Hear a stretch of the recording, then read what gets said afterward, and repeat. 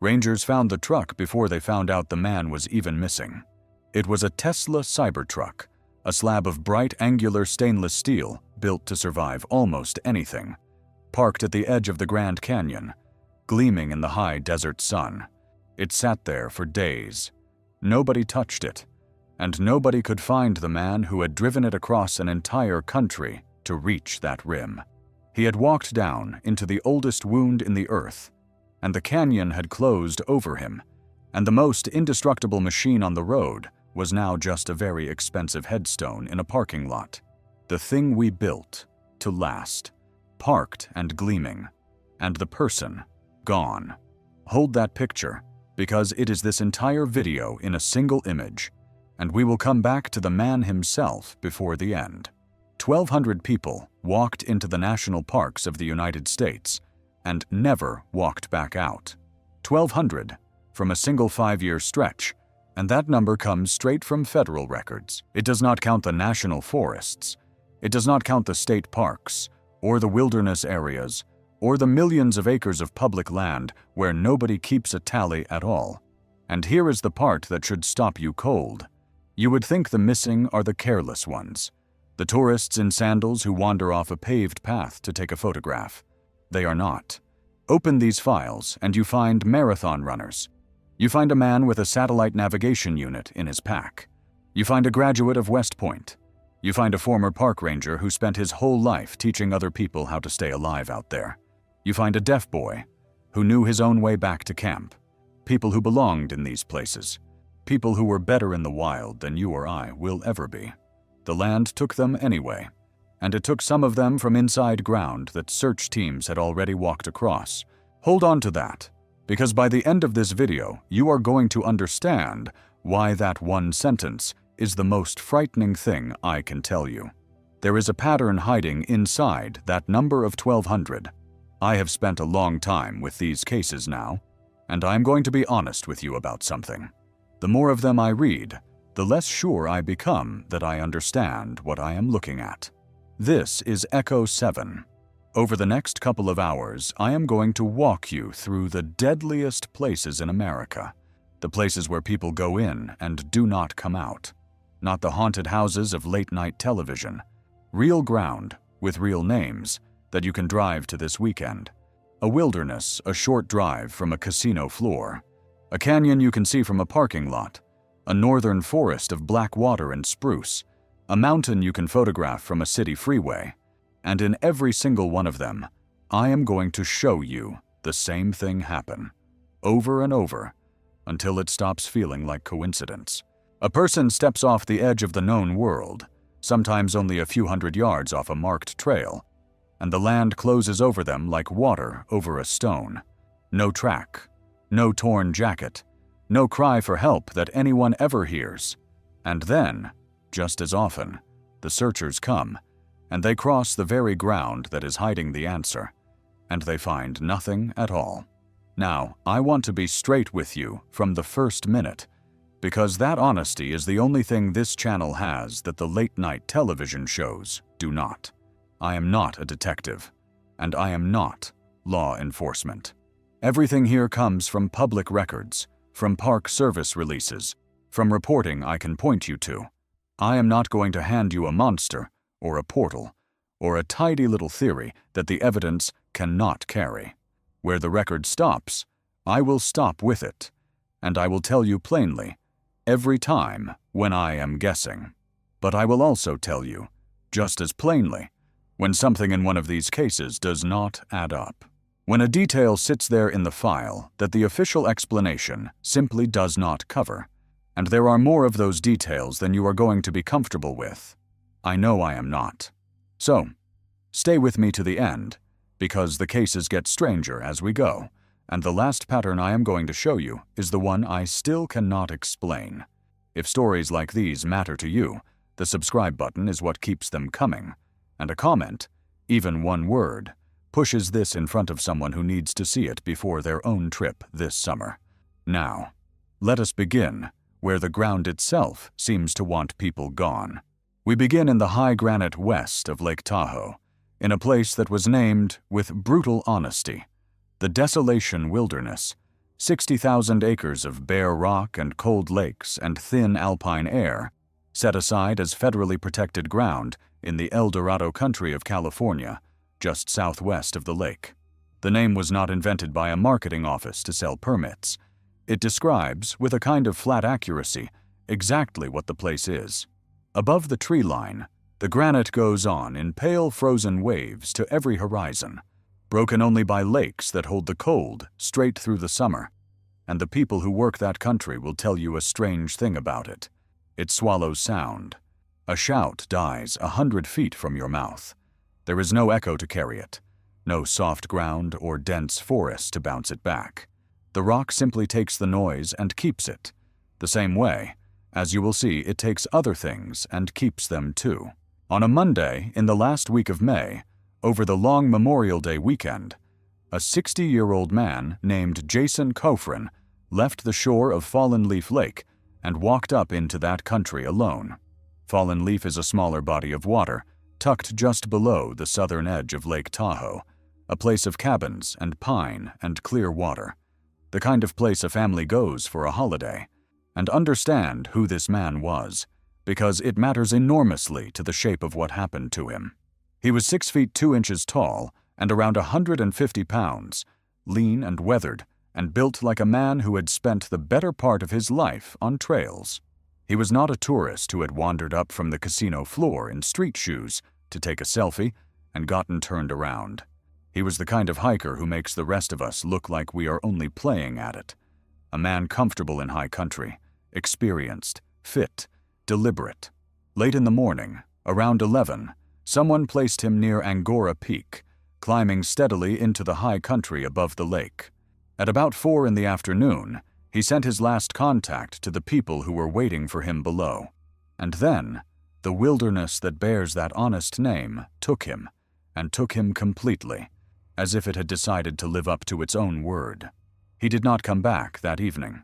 He did not come back the next day. The El Dorado County Sheriff opened a search, and over the days that followed it grew into one of the largest search operations that part of California had seen in years. By the end of the first week, the numbers were staggering. More than 190 people on it at the peak. The state stepped in. The California Office of Emergency Services pulled volunteers through the statewide mutual aid system from more than 20 separate counties, all of it converging on one stretch of granite to find one man. And then they did something that tells you how desperate it had become. The Air National Guard flew teams into the high basins aboard a heavy-lift Chinook helicopter, the great twin-rotor machine built to move troops into a war zone, and dropped volunteers straight onto the rock so they could sleep up there and search again at first light, rather than waste hours hiking in every morning. 50 searchers stayed out overnight in the wilderness itself. Dozens more came in by vehicle each day.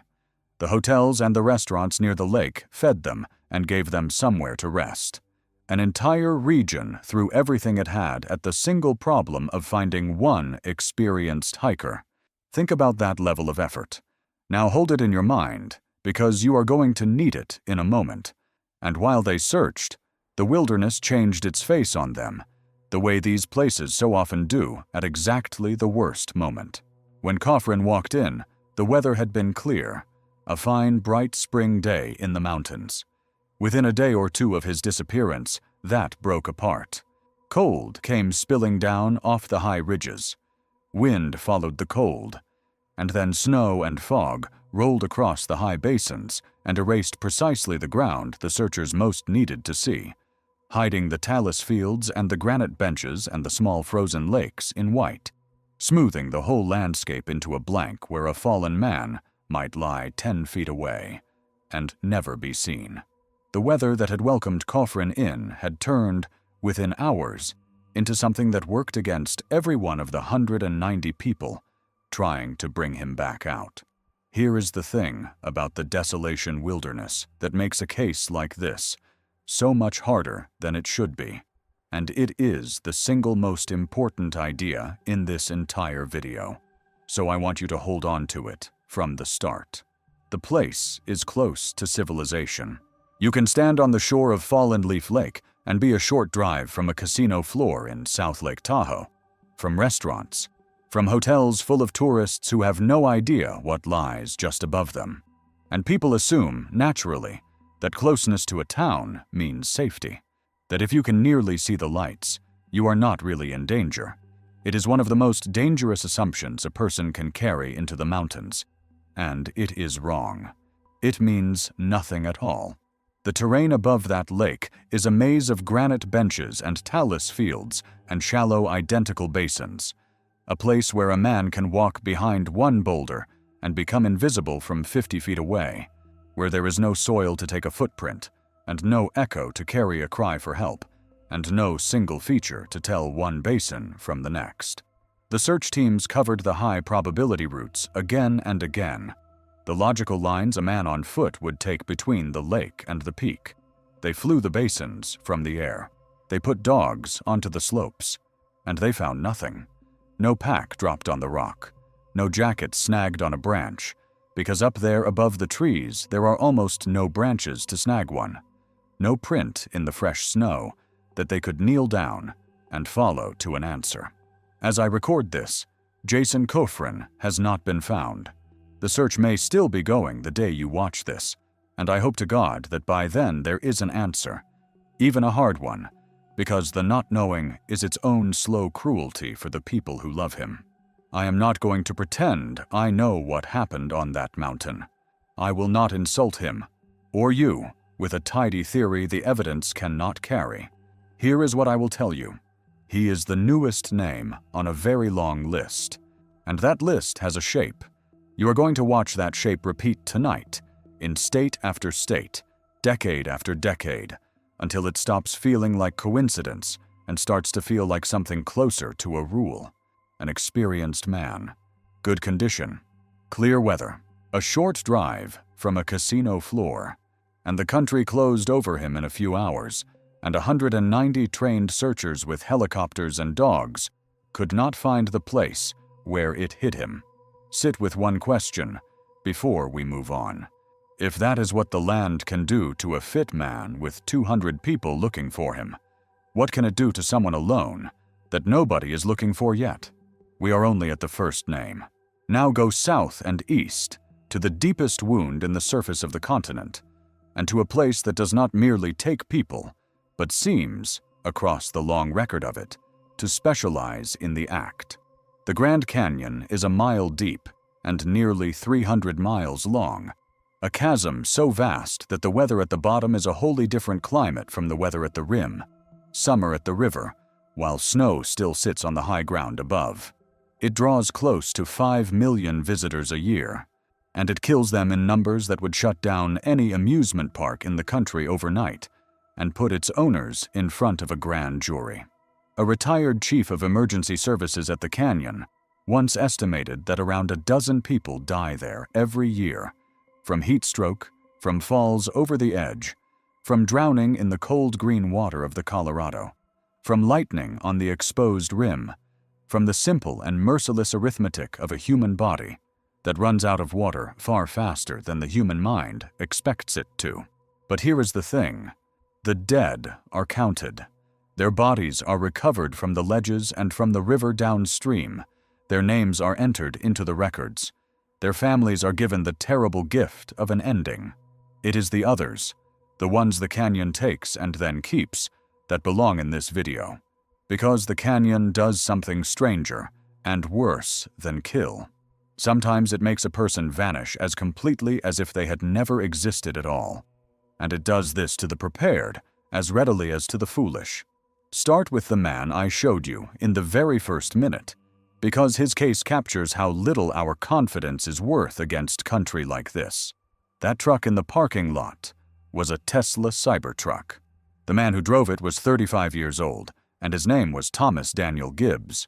In July of last year, he drove it the whole way across the country, from his home in Freehold, New Jersey, to the south rim of the Grand Canyon, and left it at Grandview Point.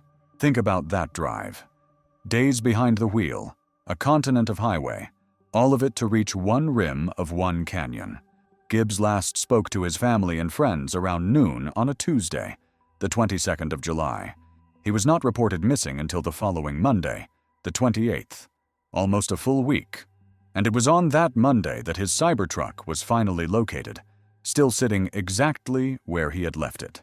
The National Park Service believed he had gone down the Grandview Trail toward Horseshoe Mesa.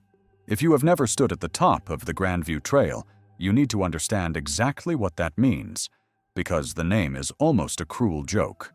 The Grandview is not the wide, paved, railed path that most rim visitors picture when they think of the canyon.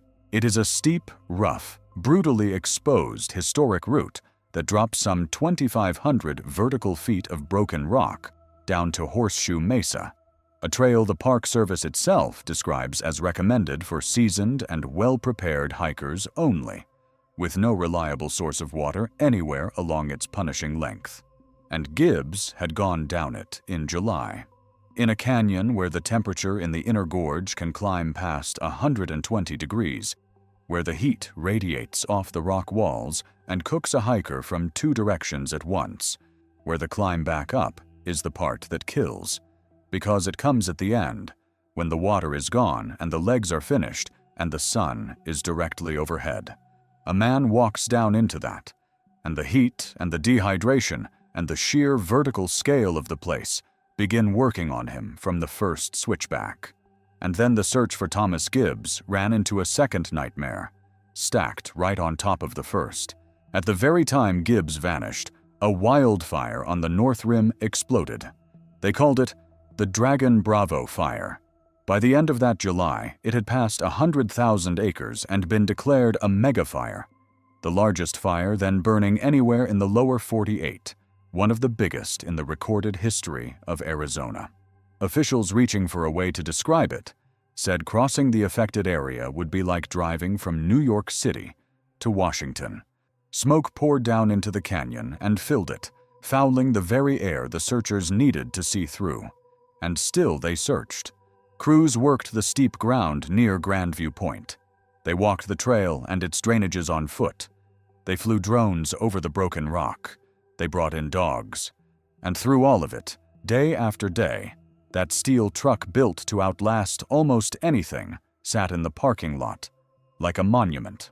A man drove it across an entire continent to stand at the rim of the oldest wound in the earth. Then he stepped down into the wound and did not come back out. The truck could survive the canyon. Thomas Gibbs could not. Gibbs was not the first to leave a vehicle at a Grand Canyon trailhead like a question with no answer behind it. The older files are even thinner. 2017. A 45-year-old man named Jonghyun Won.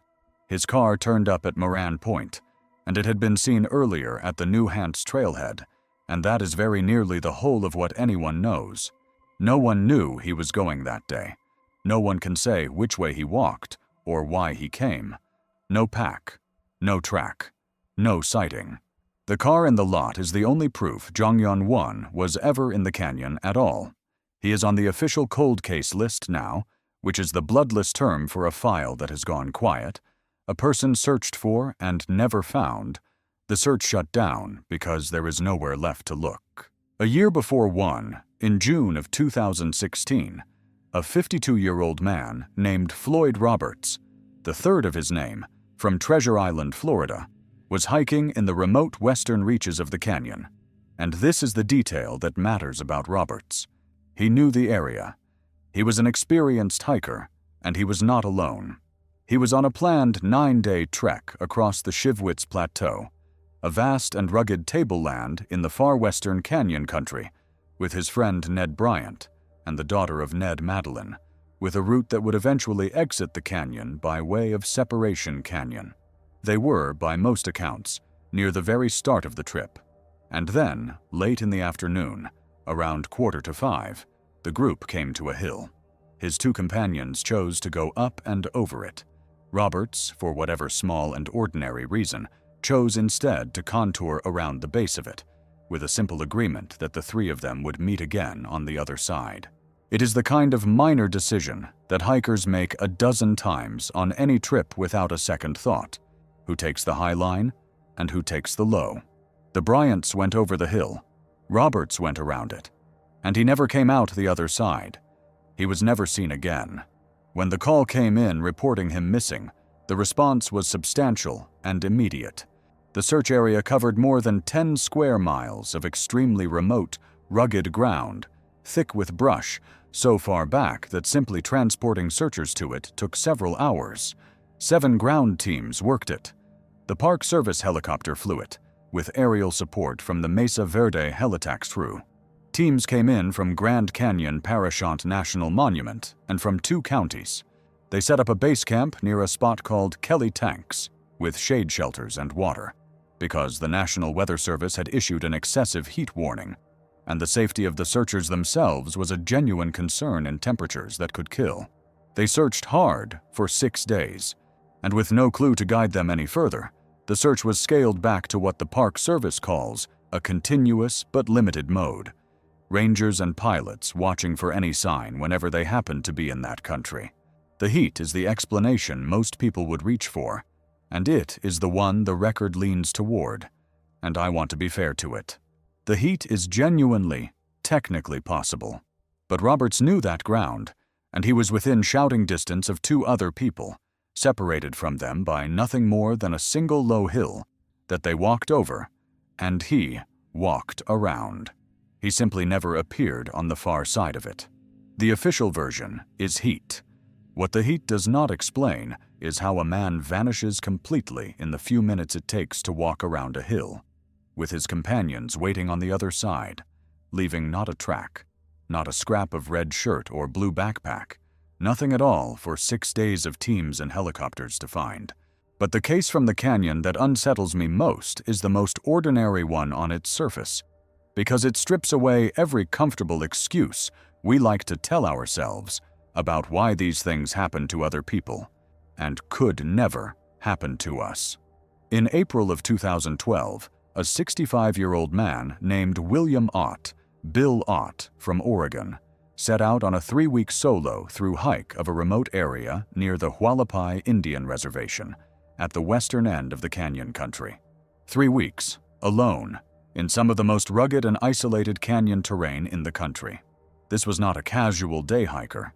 This was a man the people who searched for him described as a canyon expert, someone with the experience to plan and attempt exactly that kind of demanding solo trip. He was careful. He was the opposite of reckless. He carried a satellite navigation unit, a GPS device, the thing whose entire reason for existing is to always know where you are, to make precisely this kind of disappearance impossible. He did not carry a cell phone, but he had the navigation tool, the modern talisman against being lost. He was dropped off for his trip on the 5th of April, on ground he himself had chosen, and he was scheduled to return on the 28th of April. He never returned.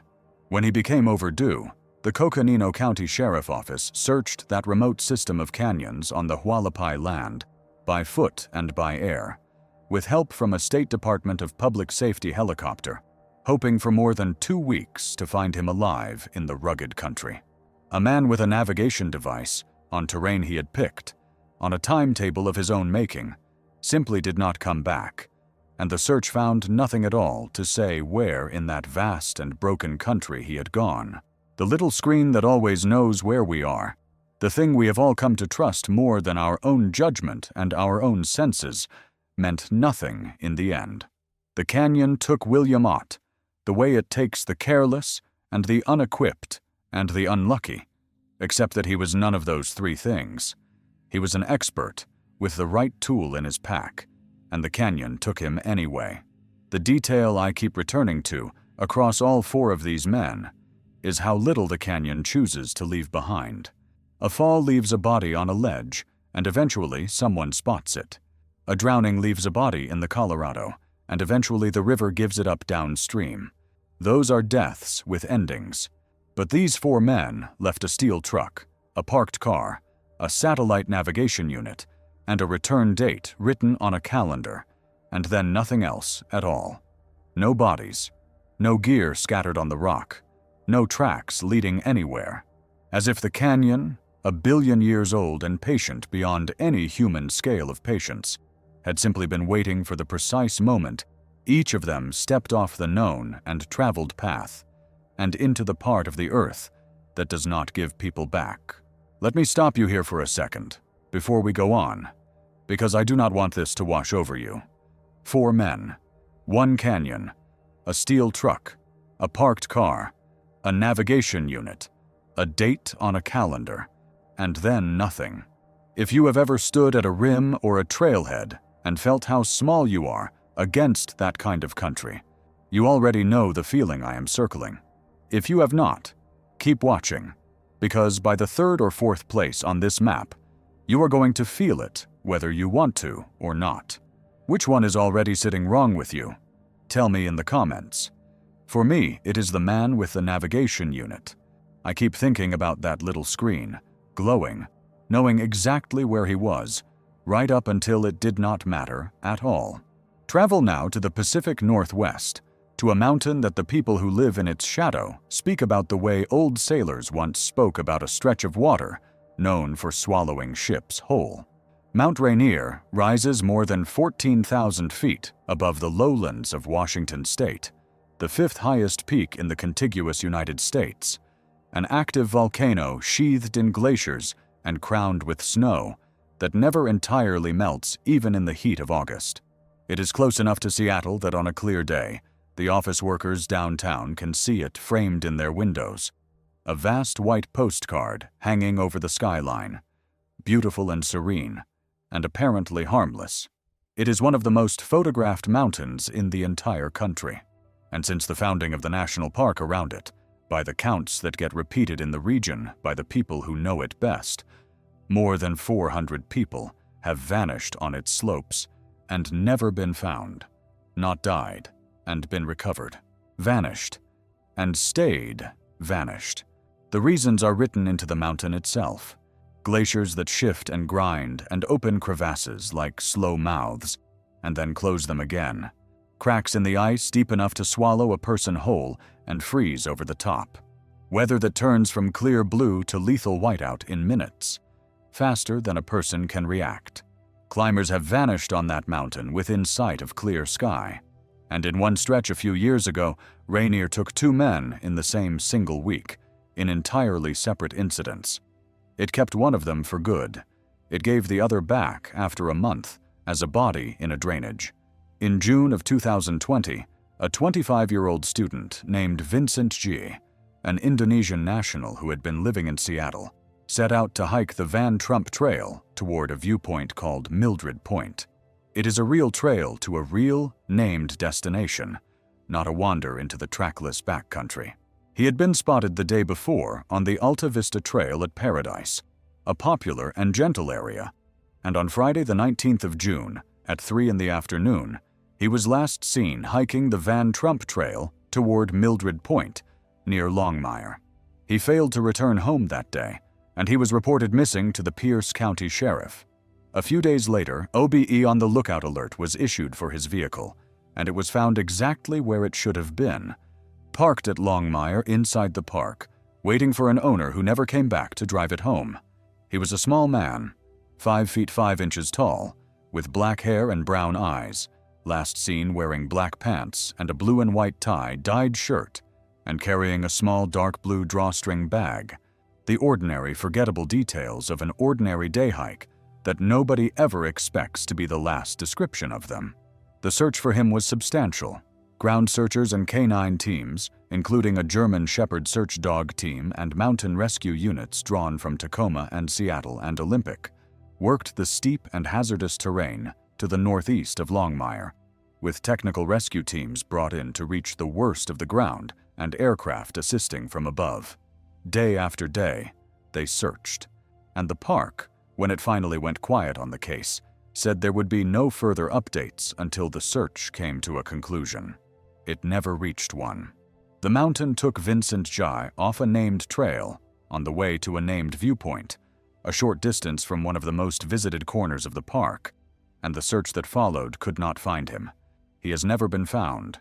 And that same week, while the search for Jai was still active, a 27-year-old man from Seattle named Talal Saba went missing in the Paradise area of the same mountain. Now understand what Paradise is, because it matters. Paradise is not the remote and dangerous backcountry. It is one of the most heavily visited parts of the entire park, a place with a large visitor center and a sprawling parking lot, and crowds of day hikers in their hundreds through the summer season. Families, retirees, children, people in sneakers buying postcards. Saba had planned to hike around Paradise on Sunday, the 21st of June, and he was reported missing the next day, just days after Jai, when rangers found his vehicle in the parking lot in that same heavily traveled area. He was last seen in a light blue shirt under a black jacket, black shorts, dark Nike shoes, the clothing of a man out for a few hours, not an expedition. And so the park found itself running two separate major searches at once, two unrelated disappearances on the same mountain in the same week, with more than 50 personnel combined between them, ground teams and dogs and aircraft, focusing on the northeast trails above Paradise. Professional rescuers worked the dangerous ground from the air and on foot, crossing snow bridges that could collapse under a person without warning, spanning creeks swollen and roaring with June snowmelt. And the park did something that tells you everything you need to know about how lethal that terrain truly is, underneath its postcard face. It asked the public, plainly, not to come and help, because the conditions were simply too dangerous for anyone who was not a trained professional. The unstable snow bridges alone enough to turn OEI would-be rescuer into a third victim. For weeks, they searched. And then, in early August, more than a month after he had set out for a few hours at Paradise, park rangers recovered a body from an off-trail drainage near Paradise. It was Talal Saba. He had been there, off the trail, in a drainage below the popular ground the whole time. The mountain gave him back, eventually, the way it sometimes does, but only after a month, and only as a recovery rather than a rescue. It never gave back at all. Two men, 1 week, one mountain, and between them the mountain showed both of its faces, the one that keeps a body hidden in a drainage for a month within reach of the crowds, and the one that simply keeps a man forever. The mountain does not care how skilled you are. It does not care how prepared you are, or how fit, or how decorated. In 2020, a 28-year-old man named Matthew Bunker, a graduate of the United States Military Academy at West Point, was skiing with a partner near a feature called Thumb Rock, at around 10,400 feet of elevation, high on the mountain where the air is thin, and the consequences of a single mistake are absolute. On the way back down, in steep and treacherous terrain, something went wrong, and Bunker fell. The area where he fell is notoriously prone to rockfall and to avalanche, the same kind of murderous ground that had killed climbers in earlier disasters on that peak, and the conditions made recovering him beyond what the searchers could safely attempt without adding their own names to the list. He was trained to a standard most of us will never approach in anything. He was young and fit and capable, a graduate of one of the most demanding institutions in the country. He was, in short, exactly the kind of man the rest of us would have followed up that slope without a second thought, trusting his competence over our own.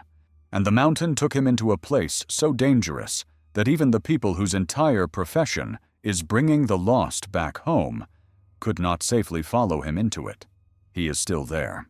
What I can't get past, on this mountain, is a case from long before any of these recent ones, because it shows the same hand reaching back across the decades, and because it bends partway through into something almost impossible to hold steady in the mind. Over the Memorial Day weekend in 1979, a 24-year-old woman named Elaine Robertson drove north from California in a small Volkswagen camper van with her 2 dogs. She was, by the few accounts that survive, an adventurous young woman recently out of a relationship, in the middle of working toward a graduate degree, coming north to visit a friend and to travel and see the country the way the young do when a chapter of life has just closed. She reached the area of the mountain. Her van was found, and then the case bends into a shape that has no comfortable resolution anywhere in it. Because she had been seen alive after the van was found, at a campground more than 40 miles away from where her van sat empty. She had arrived at that distant campground on foot, with her 2 dogs, wet and cold, and she had approached the campers there and asked them whether they could help her. They took pity on the cold young woman with the 2 dogs. They lent her a tent for the night, and in the morning, when those campers woke, she was gone. Her belongings were left behind. She and both of her dogs had vanished a second time, and this time there was no third sighting anywhere, ever. She simply stepped out of the world before sunrise and did not come back into it. I want to be careful here, because a case like Elaine Robertson is exactly the kind that tempts a storyteller to reach for an explanation the evidence cannot carry. And I promised you at the start I would not do that. How did a young woman travel 40 miles from her van, on foot, to a campground? Why did she arrive there, wet and cold? What happened in the dark hours after the campers fell asleep, and before they woke to find her gone, with her dogs and her belongings still left behind? The honest answer to every one of those questions is that we do not know. The detectives who have looked at this case across the decades have so little to work with that the people who have studied the disappearance most closely could locate only 2 newspaper articles about her in all the years since it happened. A whole human life, a young woman with a graduate degree in progress and 2 dogs and a friend who was expecting her, reduced now to 2 yellowed clippings and a question that has no floor underneath it. One detective who looked at the case said plainly that this is one of those rare ones where a person, for lack of any better way to put it, simply walks off the face of the earth. The record stops at the borrowed tent. And I am going to stop there with it, because that is exactly where the truth stops, and everything past it is invention. One more from this mountain, because it shows the other face of how Rainier takes people, the face it reserves for the most committed and the most skilled among us. A 29-year-old climber named Ansel Vizcaya was attempting the Liberty Ridge route, which is one of the hardest and most exposed lines on the entire peak, a route that demands serious technical mountaineering ability and that carries a long and grim history of keeping the people who dared to challenge it. His climbing partner fell to his death on the route, and Vizcaya himself was believed to have been swept off the ridge, and a search by helicopter, flying pass after pass over the line of the route, found climbing gear scattered on the ice, but no sign at all of the man himself. Liberty Ridge is not a place for the casual or the curious. It is a place for the most dedicated mountaineers in the country, people who have trained for years specifically for ground like that. Vizcaya went up, it roped to a partner, prepared and skilled and serious, and the mountain took them both, returning one body to the world below and keeping the other entirely for itself, somewhere up there on the ice where the helicopters could see his gear, but never him. Now we come to the heart of this video, and to the case I find hardest to think about of every case I am going to show you. We move to the high country of Colorado, in and around Rocky Mountain National Park, ground that ranks among the parks with the most cold cases on the federal list, 4th in the entire nation by that grim count.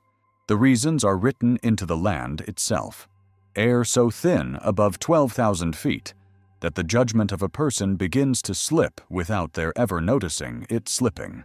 Weather that builds in a single afternoon from clear blue sky into lightning and driving snow, and a particular and terrible local history of people who were searched for hard by professionals in areas the searchers genuinely believed they had covered, and who were then found later in exactly those covered places, or who were never found at all.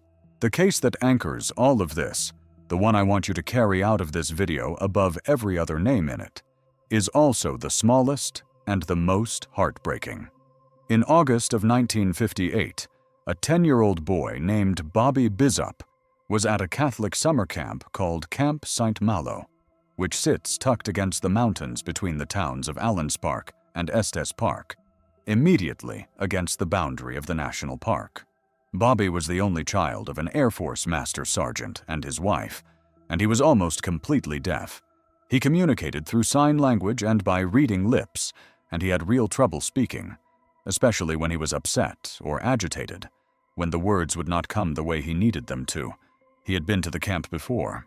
In the summers of 1957 and 1958, he made 5-week-long visits to St. Malo, a place that was a kind of mecca for young Catholic boys, where they hiked in the nearby national park and shot rifles and made crafts and built models and swam in the cold mountain water. Bobby knew the place. It was familiar to him. On the 15th of August, 1958, late in the afternoon, a sprinkling of rain had just passed over the camp, and the temperature had fallen from a high near 78 degrees down into the mid-60s. Perfect cool weather for fishing. And one of the last clear sightings of Bobby that day comes from a counselor running the camp snack bar, a young seminarian named Neil Hewitt.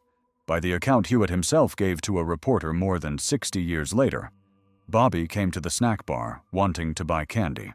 Hewitt thought the boy had already had too many sweets and told him no.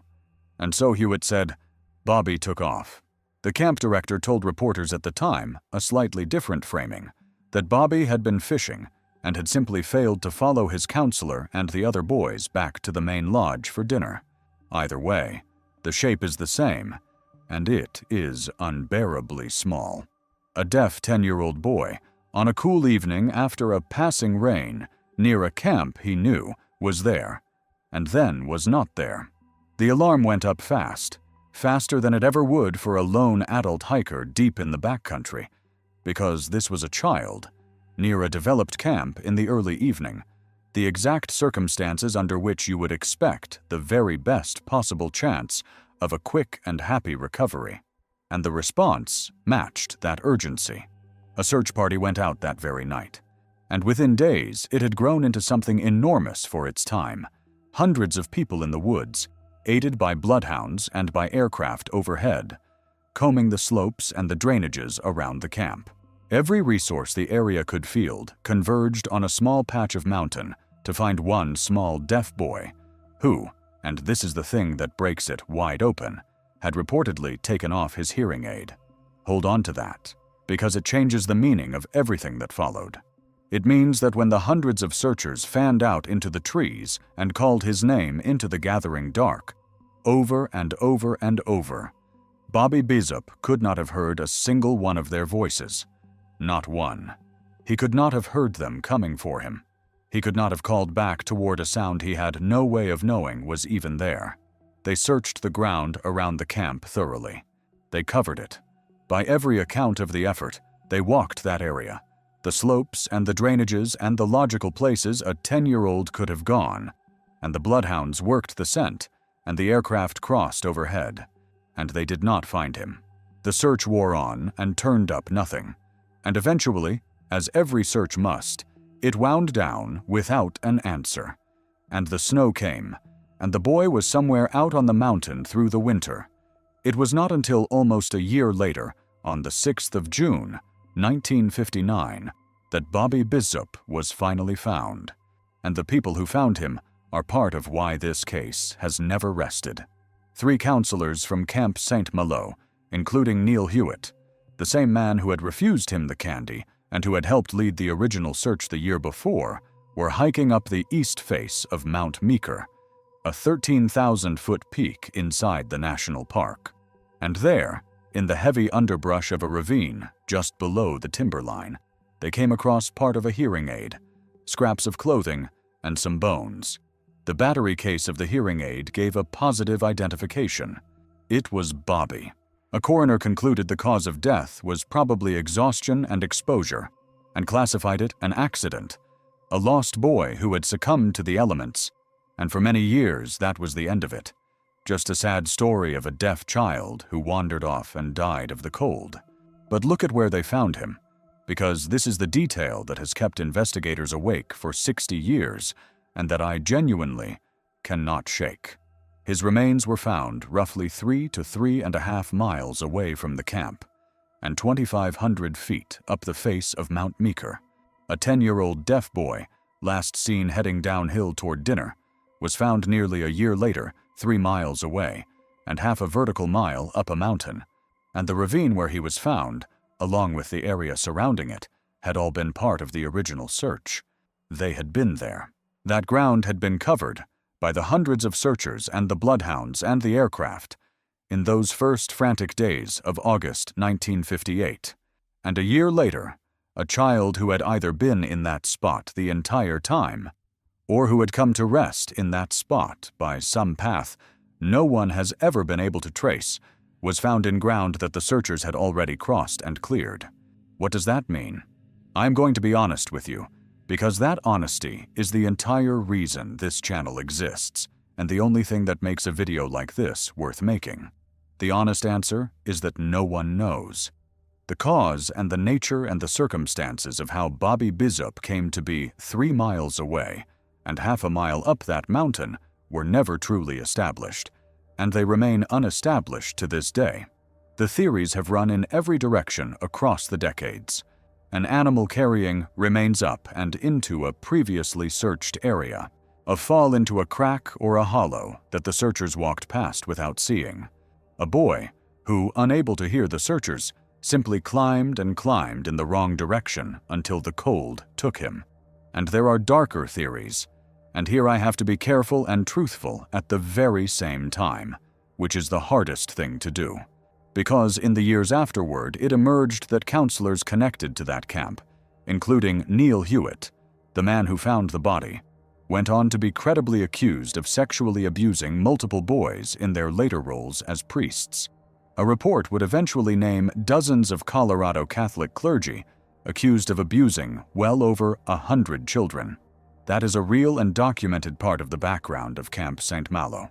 It is also, and I will be just as clear about this, not proof of anything at all about what happened to Bobby on that particular evening in August of 1958. I am not going to stand here and tell you it solves the case, because it does not. Hewitt denied any wrongdoing, and notably denied it to a reporter without even being asked, saying he did not do anything to the boy except refuse him more candy. What the record actually gives us is this, and only this: a deaf 10-year-old boy, his hearing aid removed, near a camp at dusk. A massive search of the ground around that camp. Nothing found. And a year later, his remains 3 miles away and 2,500 feet up a mountain, in ground that the searchers had already covered. The Federal Investigative Service has reopened the case. They have even obtained a skull, long held by a Colorado family, believed to be his. More than 6 decades on, they are still trying to answer a question that should never, by all the logic of that fast and massive search, have been this hard to answer. Here is what stays with me about Bobby Bizup. It is not only the horror of it, though it is genuinely, deeply horrible, the image of a deaf child who could not hear the hundreds of people calling his name into the dark. It is the geometry of it. We tell ourselves a comforting story about searches. We tell ourselves that when trained people and trained dogs cross a patch of ground, that ground has been cleared, that the place has given up whatever it was hiding, that a thorough search means an answer either found or honestly ruled out and put to rest. Bobby Bizup says that comforting story is false. He says that a person can be in a searched place and not be found. He says the land can hold a body straight through a search the way a closed fist holds a stone, and open again a year later, as if nothing had ever been there at all. You are going to see that exact geometry again before this video is over, more than once, in different decades and different states and different kinds of country. And every single time it repeats, it should unsettle you a little more deeply, because of what it quietly implies about every single case in which no one was ever found at all. It implies that the searches we put our faith in clear far, far less ground than we desperately want to believe they do. The same park has kept others, in ways that echo the same themes back at us. In September of 2022, a man named Russell Jacobs set out to hike Long's Peak, the great granite wall above 14,000 feet that dominates the skyline of the park and that kills climbers with a terrible regularity. Jacobs got into trouble up there, and at first he did everything exactly right. He contacted a friend to say that he was lost and worried, that he was not equipped for the winter conditions he was finding up high, or for spending a night above 13,000 feet, where a person can freeze even in what the calendar still calls summer. More than that, he was actually in contact with park rangers who worked to fix his location and learned that he was trying to reach a stone refuge called the Agnes Weil Shelter, a small structure that had been built on that mountain decades earlier, after a climber named Agnes Weil froze to death near that very spot. The rangers knew roughly where he was. They knew where he was trying to go. They knew what he was trying to reach. And then they lost contact with him. The connection simply ended. Search teams went out into worsening winter weather and set up to wait through the night in case he was still moving under his own power toward the trailhead. He never reached it. A man who had been actively talking to rangers, whose rough position was known, who was trying to reach a named shelter built for the exact purpose of saving lives in his exact situation, slipped out of contact and out of the world on a peak that thousands of people climb successfully every single year. Go back further to 1983, and you find Rudy Moder, a 27-year-old from West Germany who was living in Fort Collins, Colorado, a seasoned winter mountaineer. This was emphatically not a weekend hiker who had wandered in over his head. This was a serious alpinist with real mountain training behind him.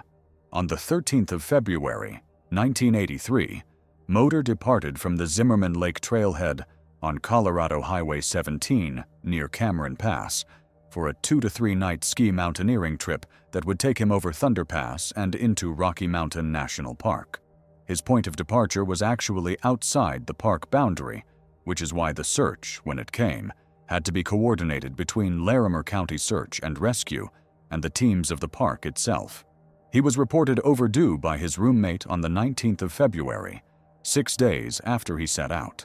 The search that followed was brutal, and it was crippled almost from the very start, because more than a foot of fresh snow fell on the Never Summer Mountains on the very day he was reported missing, burying and erasing any track he might have left for searchers to follow. They did find things: crews on skis and snowshoes, an avalanche search dog and its handler, and a helicopter overhead, working mainly the Box Canyon and Skeleton Gulch areas, found his food cache at the mouth of Box Canyon in the northwest corner of the park. And nearby, they found a snow cave, dug for shelter, with his sleeping bag and his gear still inside it, proof that he had survived at least one night out there and had sheltered himself properly and competently, exactly as his training would have taught him. But of Rudy Moder himself, the man, they found nothing. The 4-day search wound down. The spring searches, when the snow melted back, found nothing either. Periodic searches in the years that followed found nothing. The years passed, one after another, and the case stayed open and silent for almost 4 decades. And then, in mid-August of 2020, almost 40 years after he skied into that country, a hiker at around 11,000 feet happened upon skeletal remains near avalanche debris. The place they were found carries a name that I could not have invented if I had sat down and tried: Skeleton Gulch. And here is the part that ties it to everything else in this video. That spot had been inside the original search perimeter back in 1983. They had looked there. The investigation after the discovery was itself delayed, first by the enormous Cameron Peak and East Troublesome wildfires that swept that country, and then by snow, so that it took until the following summer for rangers, with the help of an FBI evidence response team, to return and recover his skis, his poles, his boots, and the remains of his personal effects.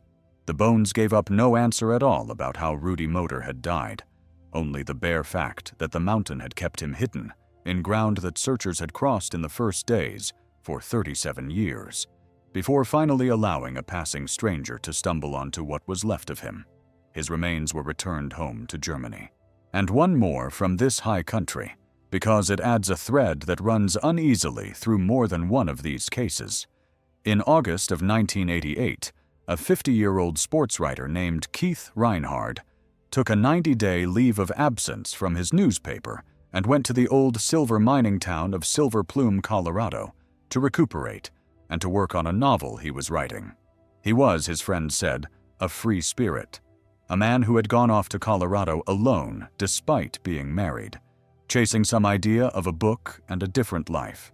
He was living in the back of an abandoned Catholic church, getting by selling matted photographs while he wrote.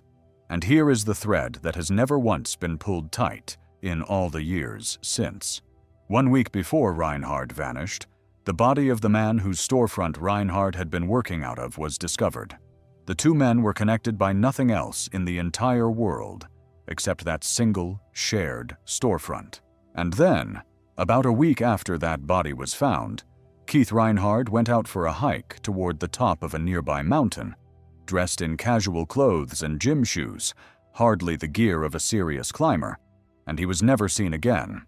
The case was strange enough, and the coincidence of the two men and the one storefront odd enough, that a national television program about unsolved cases would eventually feature both the dead man and the vanished writer in the same episode. Two men, one storefront, one found dead, and one walked off into the mountains in his gym shoes and gone forever. And in all the years since, not a single thread that anyone has ever been able to pull tight between the two of them. Stay in Colorado for one more, because the high country there has a particular way of taking people who barely make the news at all, people whose entire disappearance generates a case number in a database, and almost nothing else. No headlines, no prime-time segment, nothing for the rest of us to even notice. In October of 2025, a 64-year-old man named David Ginn dropped out of contact. His last known communication was traced to Colorado Springs on the 15th of October. 8 days passed before anyone found a single trace of him, and the trace, when it finally came, was his vehicle. It was located on the 23rd of October, parked and described as very clean, at the Monarch Lake trailhead near the town of Granby, at the edge of a stretch of remote mountain lakes and forested trails in the Colorado high country. And inside the cab of that clean parked truck were the things a man takes with him, only when he fully and completely intends to come back to them. His driver license, the keys to the truck, a baseball cap, a pair of gloves, all of it left behind in the vehicle. And David Ginn gone into the high country beyond that trailhead on foot, without the identification that would have named him to anyone who found him, and without the keys that would have let him simply drive away from whatever he was walking toward. What makes this case sit so heavily on me is not only the abandoned identification and the keys left in the cab, strange and final as those details are. It is how little the wider world ever noticed any of it. There was almost no major news coverage of David Ginn anywhere at all. The people who track these cases noted, with a kind of quiet disbelief, that a man could vanish off the edge of a mountain trailhead in this manner, leaving his license and his keys behind in a clean truck, and generate essentially nothing in the press. He was entered into the federal missing persons database with a case number and a thin file, a clean truck at a trailhead, a license and a set of keys and a cap and a pair of gloves in the cab, and a name on a list that no one outside his own circle would ever read. If you have ever wondered how a person can simply disappear in this country and barely make a ripple on the surface of the news, David Ginn is your answer, and he is far from the only one. The land took him, and the country that owns the land filed the paperwork and moved on, and the rest of us never even heard his name. We will pick up the thread there, with the places that take people, and barely leave a headline behind, when we go north into the drowned country of the Boundary Waters, and then into the empty enormity of Montana, and on across the rest of this map of vanishing. But sit for a moment first with that clean truck at the trailhead, the keys in the cab, the gloves on the seat, and a man walking away from all of it into the high country, meaning, by every sign he left behind, to come right back.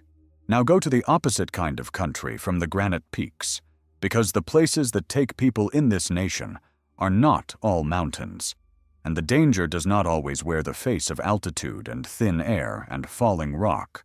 Move to the far north of Minnesota, to the edge of the Boundary Waters, a vast roadless region of black lakes and bog and dense spruce forest that runs all the way up to the Canadian border. More than 1 million acres of canoe country, where the map is more water than land. There are no peaks here to fall from. No crevasses, no ice cliffs. The danger is entirely different, and in some ways it is worse, precisely because it is so much harder to see coming.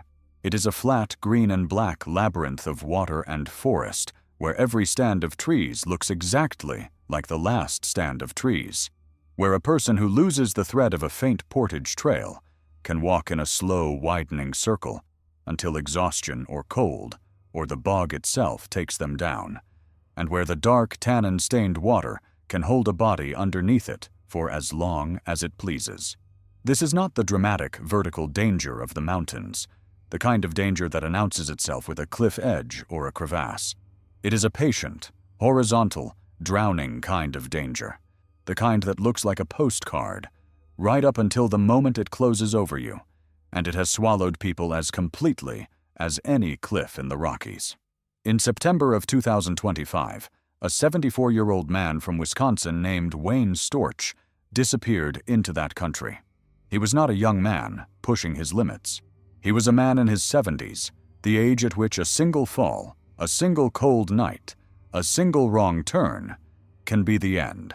6 full days passed before his vehicle was even found, parked at the entrance to a route along the Gunflint Trail, the long and lonely road that threads north up into the very heart of that wilderness, near a place called Pine Mountain Lake.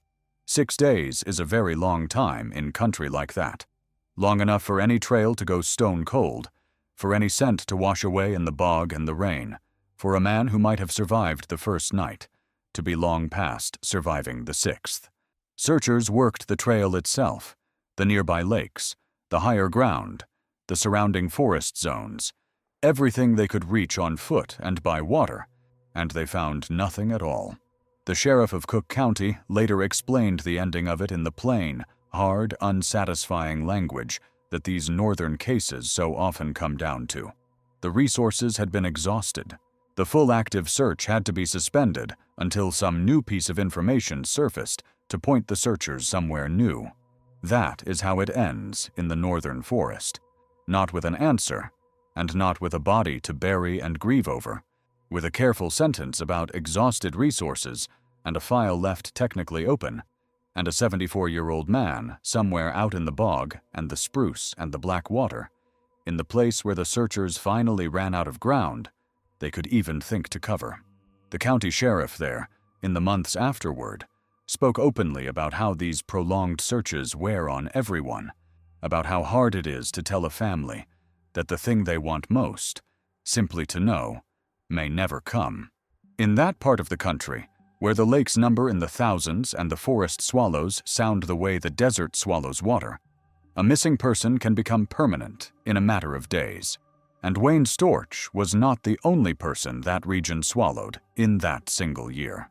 Months earlier, in July of 2025, a 40-year-old man named Gene Doherty drove away from the home of his mother near Silver Bay and vanished into that same general country.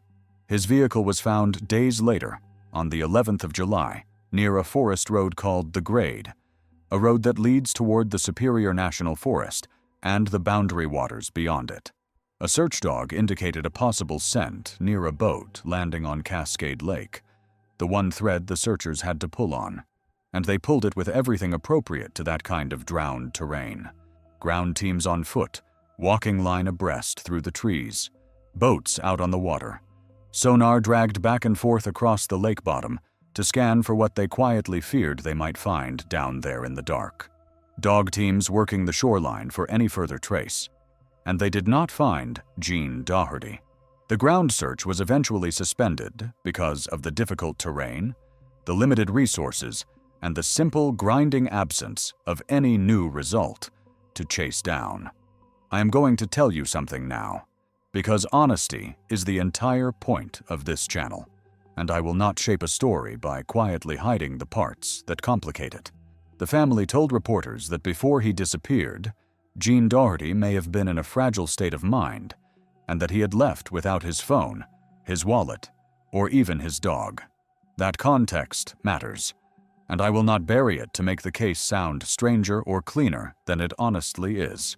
A man in distress is a different kind of missing than a man on a planned hike, and the people who knew him best feared exactly that.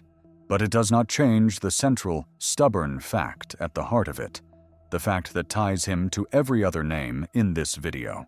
A man walked into that northern maze of water and forest, and searchers with dogs and boats and sonar, working a lake where a trained dog had caught a possible scent, could not bring him back out of it. 2 men, 1 region, 1 summer running directly into 1 autumn, both swallowed whole by a country that does not have a single mountain anywhere in it, a country that proves you do not need altitude to make a person disappear forever. You only need enough water, and enough trees, and enough silence. From the drowned bogs of the far north, turn now to the mountain wilderness of Montana, where the danger comes from a third direction entirely, not from altitude, and not from water, but from sheer distance, from scale, from the simple and brutal size of the empty country. The wilderness areas of Montana are so large and so completely unpeopled that a person can be a full day of hard travel from the nearest help in any direction at all, and the time it takes for anyone even to notice that they have gone missing can be the entire difference between a rescue and a recovery. In that country, time itself becomes one of the things that kills you, as surely as the cold or the fall. In September of 2025, a 50-year-old man named Randall Bennett, Randy to the people who knew him, was last reliably seen on the evening of the 24th of September in Bozeman, a college and ranching town on the edge of some of the wildest country in the lower 48. Later, his truck turned up at the Spanish Creek trailhead at the edge of the Lee Metcalf Wilderness south of town, steep timbered ridges and high creeks and granite climbing toward 11,000 feet. And here is where time itself becomes the wound. The truck was not found because anyone was looking for Bennett. It was found because a passerby noticed it had been sitting there too long, thought it looked wrong, called it in. By the account of the Gallatin County Search and Rescue Commander, Captain Matt Boxmeyer, that truck had sat at the trailhead for at least 5 days, by some reports closer to a week, before anyone tied it to a missing man. His family did not even report him gone until the 3rd of October, more than a week after he was last seen in town. Sit with that. 5 days. Maybe more. 5 days in which a man might have been alive out there, injured, unable to move, rationing whatever he carried in, watching the light come and go, while his truck sat at a trailhead, and everyone who knew him assumed he was just out, living his life. There is no villain in that. Nobody did anything wrong.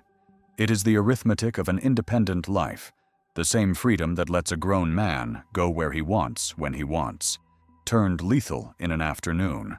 And by the time the truck was flagged and the family called and the search began, the window that matters, those first hours when an injured person can still be saved, had closed. Then the response came hard. 2 counties, Gallatin and Madison, put crews and dog teams into the Spanish Creek country as winter came on. And Captain Boxmeyer, asking the public for help, said the thing that is really the whole moral of this video, from a man who pulls bodies out of that country for a living. Carry something to communicate with, he said, so if you get in trouble, you can reach us. And do not give people a vague location. Give them the exact trailhead and the exact route. Because a vague location, in country that size, is the same as no location at all. Write that down. It is the most useful sentence in this entire video. They searched. They did not find him. Months later, his card still sat in the state missing persons database, one more name in a system that holds far too many. Montana did not need a storm, or a fall, or a predator to take Randall Bennett. It only needed to be big enough, and empty enough, and quiet enough that nobody noticed he was in trouble until it was too late to matter. The same state, the same scale of vast and indifferent country, produced a case that makes me angry in a way the others do not. Because this one did not have to happen.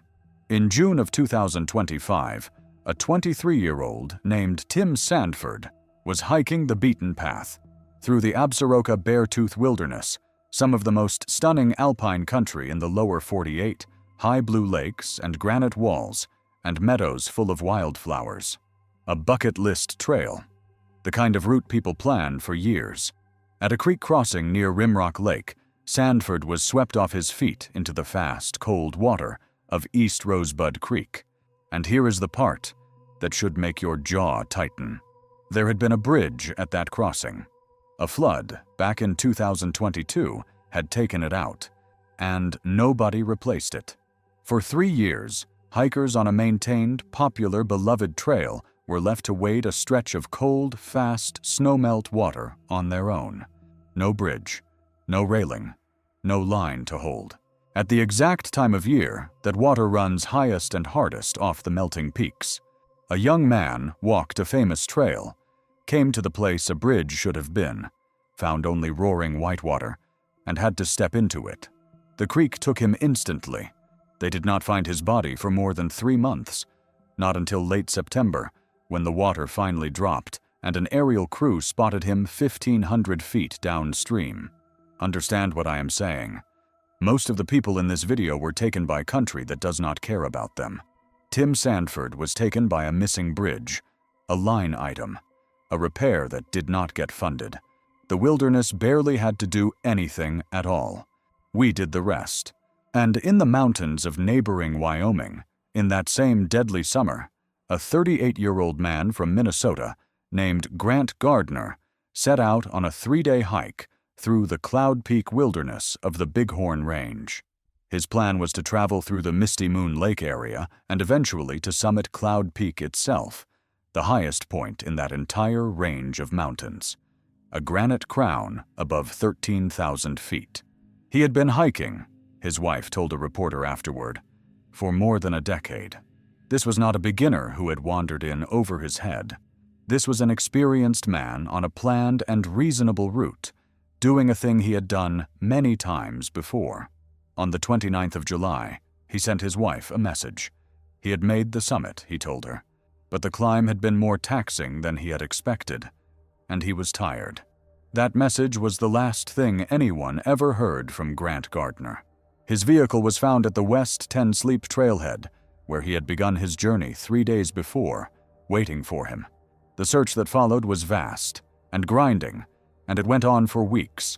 Helicopters in the air sweeping the basins, fixed wing planes, teams on foot working the drainages one by one, dogs, all of it spread across a wilderness of nearly 200,000 acres, in weather that turned to wind and thunder and lightning and the first hard snows of the high season above 10,000 feet.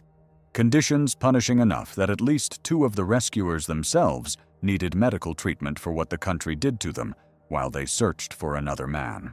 After 20 days, with everything they had thrown at the problem, they suspended the active search. And then, near the end of August, a professional climbing team that had been brought in from North Carolina found his remains. They were lying beneath a ledge near the summit of the 13,000-foot peak he had told his wife he had reached. He had made it to the top, just as he said. It was the coming down that killed him. Here is why I include Grant Gardner among the others, even though in the end he was found, and his family was given that hard mercy of an ending. The place where his body lay had been searched. The sheriff said it afterward in plain words. The area had been covered, by air and by other means, during those long weeks of searching, and still the man was not seen because he lay underneath a ledge wearing clothing that very closely matched the color of the rock and the terrain all around him. And there it is again, the same impossible geometry as Bobby Bizup, 67 years and 1,000 miles apart. The deaf boy at the camp and the seasoned hiker on the peak, both of them lying in ground that searchers had already crossed, both of them invisible to the people looking directly at the earth that held them. A last message sent from a summit. The words, "The climb was harder than I expected, and I am tired." And then a month of his wife and his family waiting for word, hoping against the odds. while Grant Gardner lay under a ledge in country that the helicopters had already flown directly over, more than once, and never saw. And while we are in this northern high country, let me take you back across the decades to the oldest and strangest of the Yellowstone disappearances, because it carries a detail that none of the others in this video do, and it is a detail I cannot stop turning over. In April of 1991, a 42-year-old man named Dan Campbell from Big Timber, Montana, was dropped off by friends at the hell-roaring trailhead in the northern part of Yellowstone.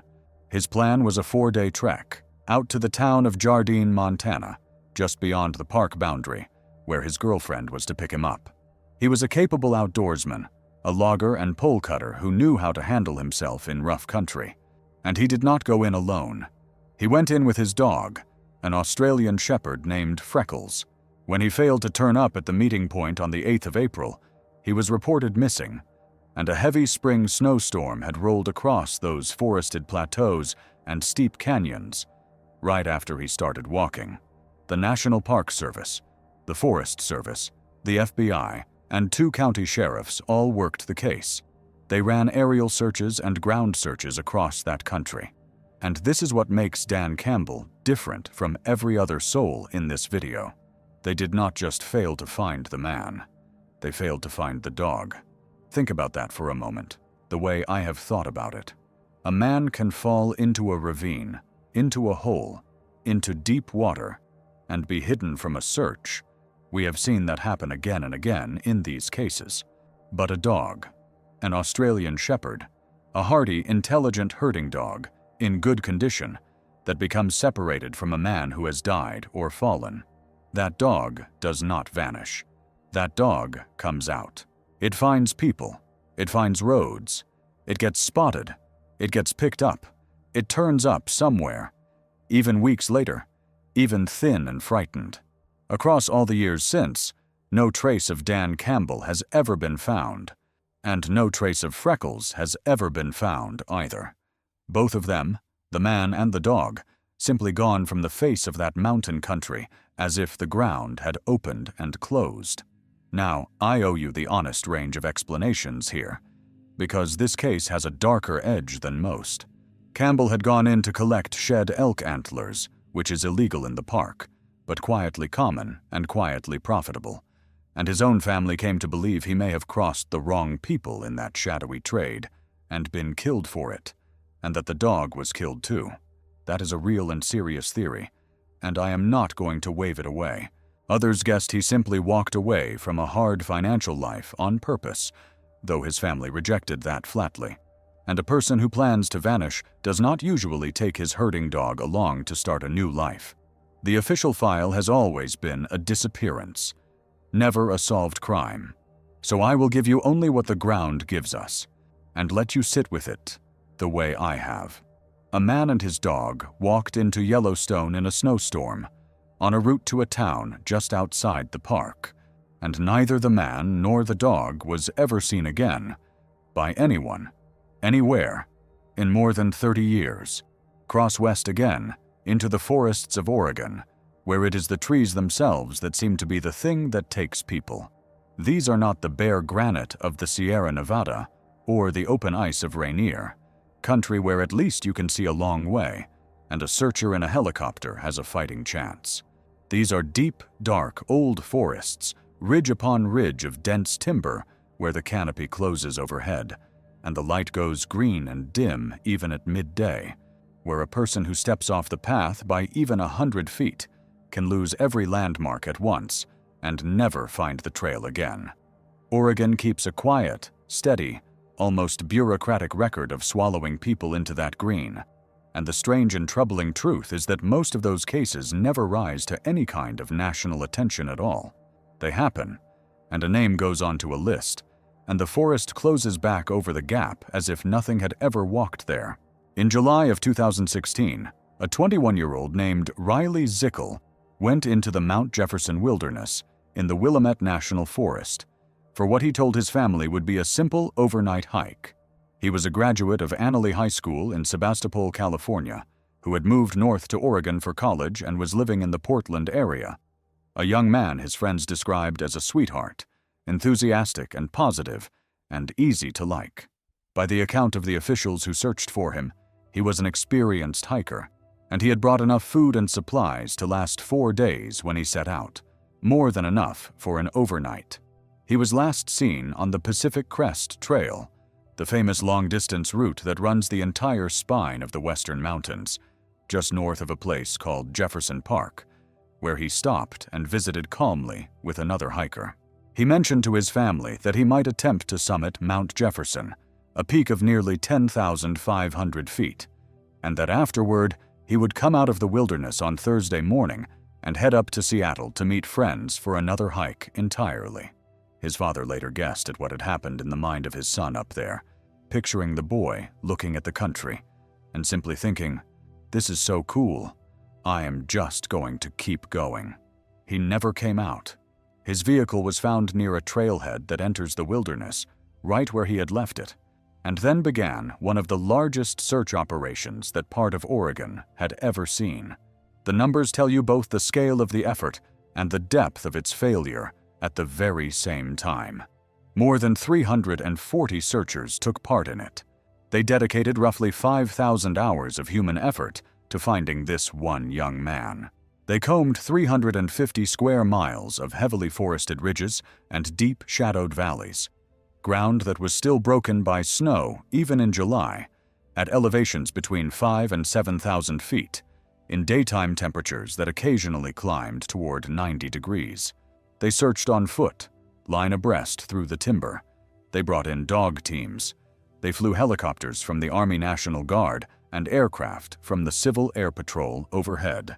The Mount Jefferson Wilderness holds 190 miles of trail, a vast number of options for where a hiker could go, and they tried to cover all of it. At one point, days into the effort, a private helicopter pilot reported spotting what might have been a body, lodged in a crevasse on the Jefferson Glacier high on the peak, and the Corvallis Mountain Rescue Team climbed all the way up to that spot to check it, only to be driven back down by a snowstorm before they could confirm anything at all. And what little they could reach showed no trace of Riley. The authorities believed he had been carrying a cell phone, but they could never raise a signal from it, which suggested it was turned off, or dead, or somewhere down in the country where no signal could ever escape. After 7 days, the search was suspended, all available leads exhausted. His family refused to accept it and mounted their own effort, chasing tips, and still nothing came. A young man, experienced, well-supplied, last seen calmly talking to a stranger on the most famous hiking trail in the American West, was simply gone. But Riley Zickel is here for another reason, and it is the one bright thread I can offer you in all of this, so let me give it to you properly. His story did not end with the suspended search. Years later, hikers in a glacial area above Jefferson Park came across his remains. He had been up there the whole time, in terrain so steep and loose that the recovery itself was dangerous. In the high glacial country the searchers had strained to reach and could not. And his father, Robin Zickel, drove up from California and stood at the trailhead as his son was finally carried out of the wilderness, years after he walked into it. Now listen to what the father said, because it is the heart of this entire video, spoken by a man who lived both sides of it. He said you can learn to live with loss, but he had never been able to learn to live with not knowing. Knowing what happened, being able to believe his son had died quickly, was, he said, a relief. Read that again. A relief.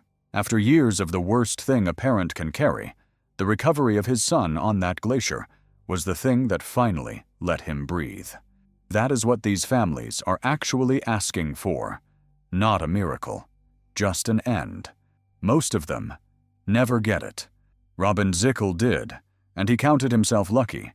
And if that does not tell you something about the particular cruelty of these cases, nothing I say will.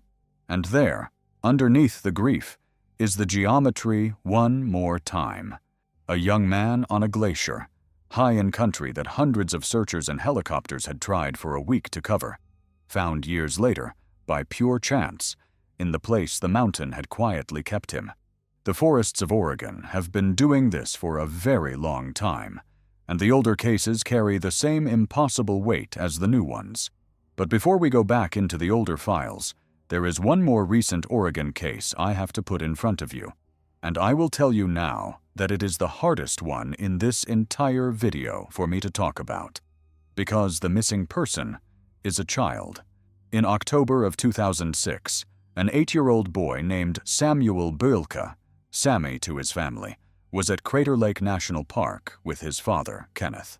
Crater Lake is a strange and beautiful place, a caldera left behind when a volcano blew its own top off thousands of years ago, and the hole filled with the bluest water you will ever see, ringed by rocky slopes and lodgepole pine. Late in the afternoon, near the Cleetwood Cove area, the father and son were on a cinder slope when the day began to close down, and Kenneth told Sammy it was time to head back to the car. And Sammy, being 8, did what 8-year-olds do. He turned it into a game. He stayed about 50 feet ahead of his father on the slope, running, not coming when called, the way a child runs just out of the reach of a parent and laughs. And then he ran over the top of a ridge and down into the woods on the far side, and out of the sight of his father. And that was the last time anyone saw Samuel Bilka. Now watch what turns an already sickening situation into something far worse. And it is the detail that ties this small boy to Bobby Bizup across nearly 50 years and a state line. Sammy had a mild form of autism, and for Sammy, that meant he reacted intensely, badly, to loud noises and to bright lights. Sit with what that means in the context of a search.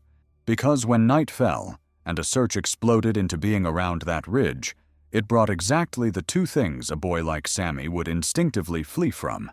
It brought hundreds of people calling his name loudly into the dark, and it brought lights, headlamps and spotlights and helicopter beams sweeping the trees. The very tools of his rescue may have been the very things driving him deeper into hiding. Just like Bobby Bizup, who could not hear the searchers calling. A child who, for his own reasons, could not be reached by the search, even when the search was right on top of him.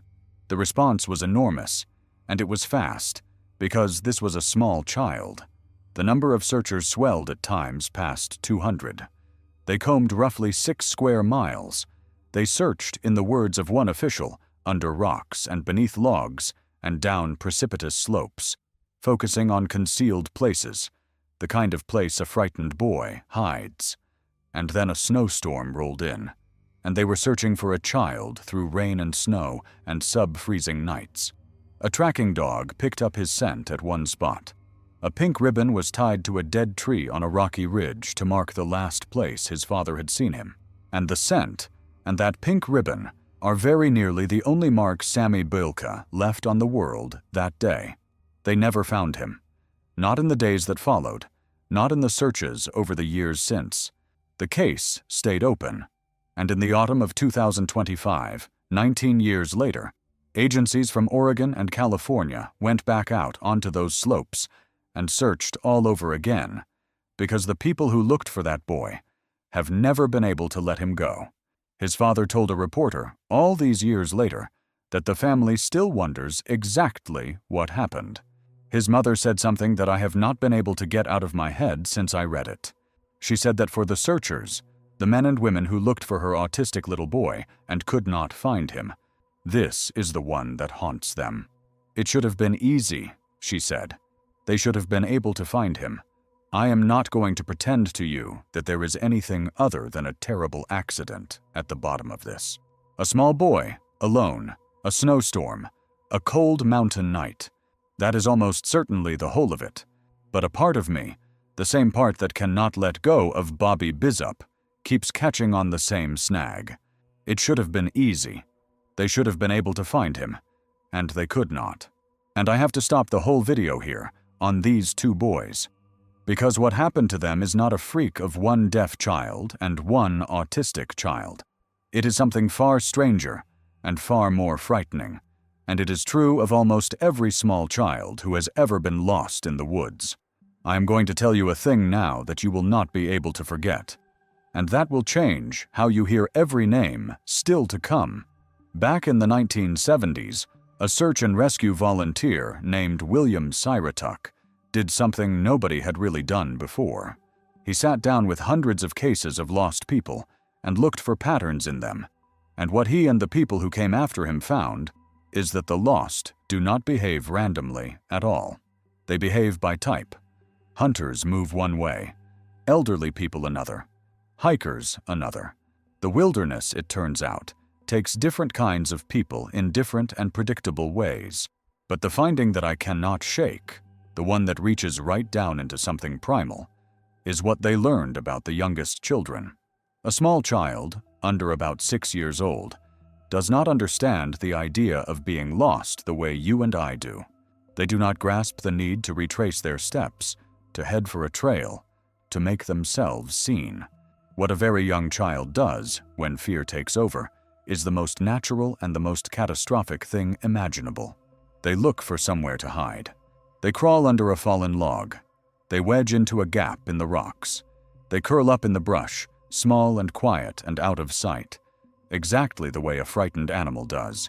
And here is the part that should make the hair stand up on your arms.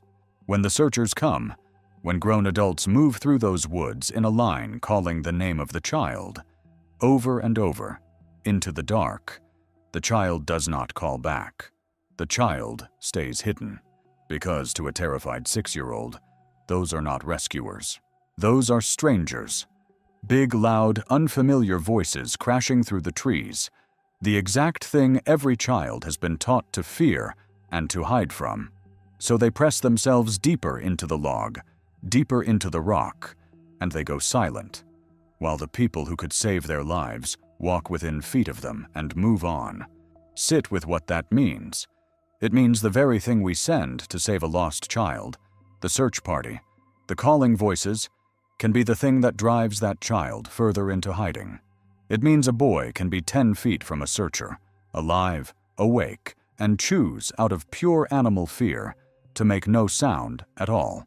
Now go back to Bobby Bizup, who could not hear the voices calling him, and to Sammy Boyhilka, who, his mother believed, would have fled the loud searchers and the bright lights because his mind was wired to flee exactly those things.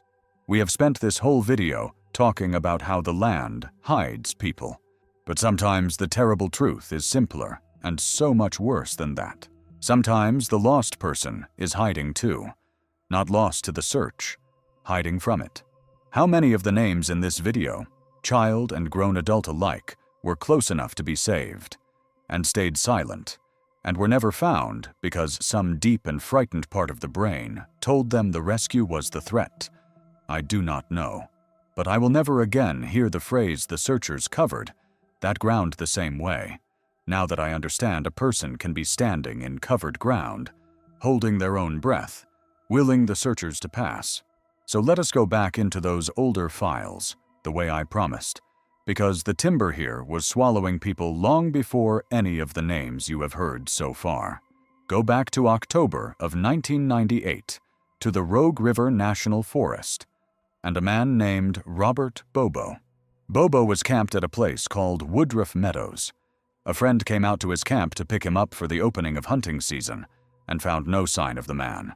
But what the friend found instead stopped him cold where he stood, because Bobo had left everything behind him. His favorite cap, 2 rifles, all of his clothes, the whole of his camping gear, laid out as if he had only just stepped away from it for a moment and would be right back. Think hard about what that means. In hunting country, in October, miles from anywhere. A man does not simply walk away from 2 rifles and the clothing off his own back and the entirety of his camp. He had no vehicle of his own there at the camp, which meant he had no easy way to simply leave under his own power. He had no money on him to fund a sudden disappearance, and he knew that particular country far too well to have innocently wandered off and gotten himself lost in it. Searchers worked the area around his campsite again and again, in widening circles, and turned up absolutely nothing. A camp left intact, 2 rifles abandoned in the woods where any hunter would tell you a man would never leave them, and a man who knew that ground as well as anyone alive. gone out of the middle of his own ordinary life, as if he had simply stepped sideways out of the world between one breath and the next. What I can't stop thinking about with the Oregon forests is not any single one of these cases. It is how many there are, and how little we are ever told about most of them. There is a list, kept by the people who track these things, of names tied to those forests. And for most of the names on it, the bare entry is nearly all there is. A name, a forest, a date. That is the whole file. A man named Shook, lost in the Mount Hood National Forest. A man named Rice, gone in the Mount Jefferson Wilderness, the same wilderness that took Riley Zickel. A name in the Siuslaw, near the coast. A name in the Rogue and Siskiyou country to the south. One in the Willamette. One in the Deschutes. One in Hell's Canyon, on the Idaho line. People who walked into the timber and did not walk back out, and for whom the record holds so little you could not build a story around them if you tried. There is no story left to build. Only an absence, a place, and a day. And here is the thought that genuinely keeps me up. In the mountains, there is usually something. A last text, a truck at a trailhead, a case number, a sheriff on the local news. In these forests, there are names the trees swallowed so completely that even the paperwork went quiet. Ask yourself which is worse. The famous vanishing, the steel truck at the canyon rim that makes the national news for a week. Or this, the quiet one. A living person reduced to one line on a list, a name beside a forest and a date, and nothing more ever known, and the world closing over the gap, the way the green canopy closes over the trail behind you, the moment you turn to look back. Return now to California, to the park that holds more open cold cases than any other single unit in the entire federal system, Yosemite. 10 of the cases on the National Cold Case list belong to this one park alone, more than Grand Canyon, more than the Great Smoky Mountains, more than anywhere else in the country. And when you stand down in the valley and tip your head all the way back to look up at those sheer granite walls rising thousands of feet straight out of the ground, it is not at all hard to understand why. The park is enormous, and it is overwhelmingly wild. The great majority of its area is designated wilderness, granite and waterfall, and high country stretching far, far beyond the famous mile of valley floor that the 4 million annual visitors photograph and then leave. The crowds never see the real Yosemite.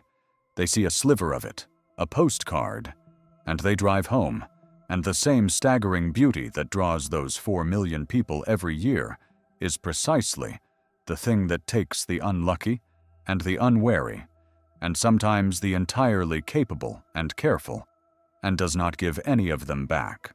In August of 2024, a 61-year-old man named Kirk Thomas Olson drove to the park from San Luis Obispo on the central coast of California. He was a native of Ventura County who had spent most of his adult life on that coast. He was 6 feet tall, 190 pounds, with blonde hair and blue eyes. He was an experienced hiker, but more than that, and this is the very heart of why his case belongs in this video, he had worked in the parks himself. By the record of his own professional life, he spent a decade working for the California State Parks Agency and had worked at 3 national parks and 2 zoos over his career. He was, as his own family put it, a former park ranger. He had worn the uniform. He knew, better than almost anyone alive could possibly know, exactly how these wild places work, and exactly how they kill the people who underestimate them for even a single moment. He planned a backpacking trip around the Ostrander Lake area, a spot about 8 miles south of Yosemite Valley near Glacier Point, on a route of about 11.5 miles round trip through pine forest to views of granite domes and the lake itself. The Park Service does not describe that trail as easy. It calls it strenuous, an 8 to 10 hour route with a steep climb of 1,500 feet. But for a man like Thomas Olson, it was well within his lifetime of experience, the kind of trail that does not frighten a man who has spent his career in country far worse. He planned to be out only 4 days, from the 23rd of August to the 27th. And he did the careful, responsible textbook thing. the very thing that rangers spend their entire careers telling every visitor to do. He left a note on his vehicle, stating plainly when he intended to return. And it was that note, found by a ranger on his parked vehicle, that told the park he was overdue, weeks after the date written on it had passed. His niece, Holly Leeson, went to the public for help, posting on social media, asking anyone who could to go and look for her uncle. The family, she said, was struggling to understand what could possibly have happened to him out there. An experienced hiker, and a man who had worn the uniform, on a route he was more than equipped to handle. On the 14th of September, more than 2 weeks after he was expected back, his body was found. The park never released a cause of death, or even where exactly he was found. His niece, in her grief, said a thing that belongs at the center of this entire video. She said that Mother Nature, in all of her glory, does not account for past experience, and that solo hiking is never truly safe. A career parks man. A strenuous but ordinary loop. A man who did every single thing right, including the responsible, potentially life-saving act of leaving a note so that someone would know to come looking for him when he did not return. And the note worked, exactly as it was designed to. It started the search eventually, and the mountain did not care in the slightest that he had done everything right. It took him anyway, the expert, the former ranger, the man who knew better than any of us, on a trail that thousands of people walk home from every single year.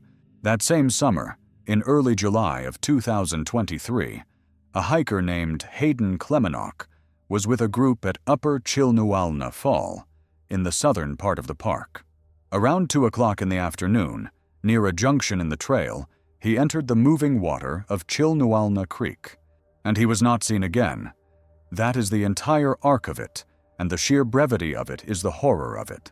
There is no long search saga to tell here, no abandoned vehicle, no last text message from a summit. There is only a young man, on a hot summer afternoon, in full sight of his own group, stepping into the water of a creek near a marked trail junction. The single most ordinary thing a hiker does on a hot day. A thing that thousands upon thousands of people do every summer in that park without a flicker of a second thought. Cooling their feet, crossing to the other side, splashing water on a sunburned neck.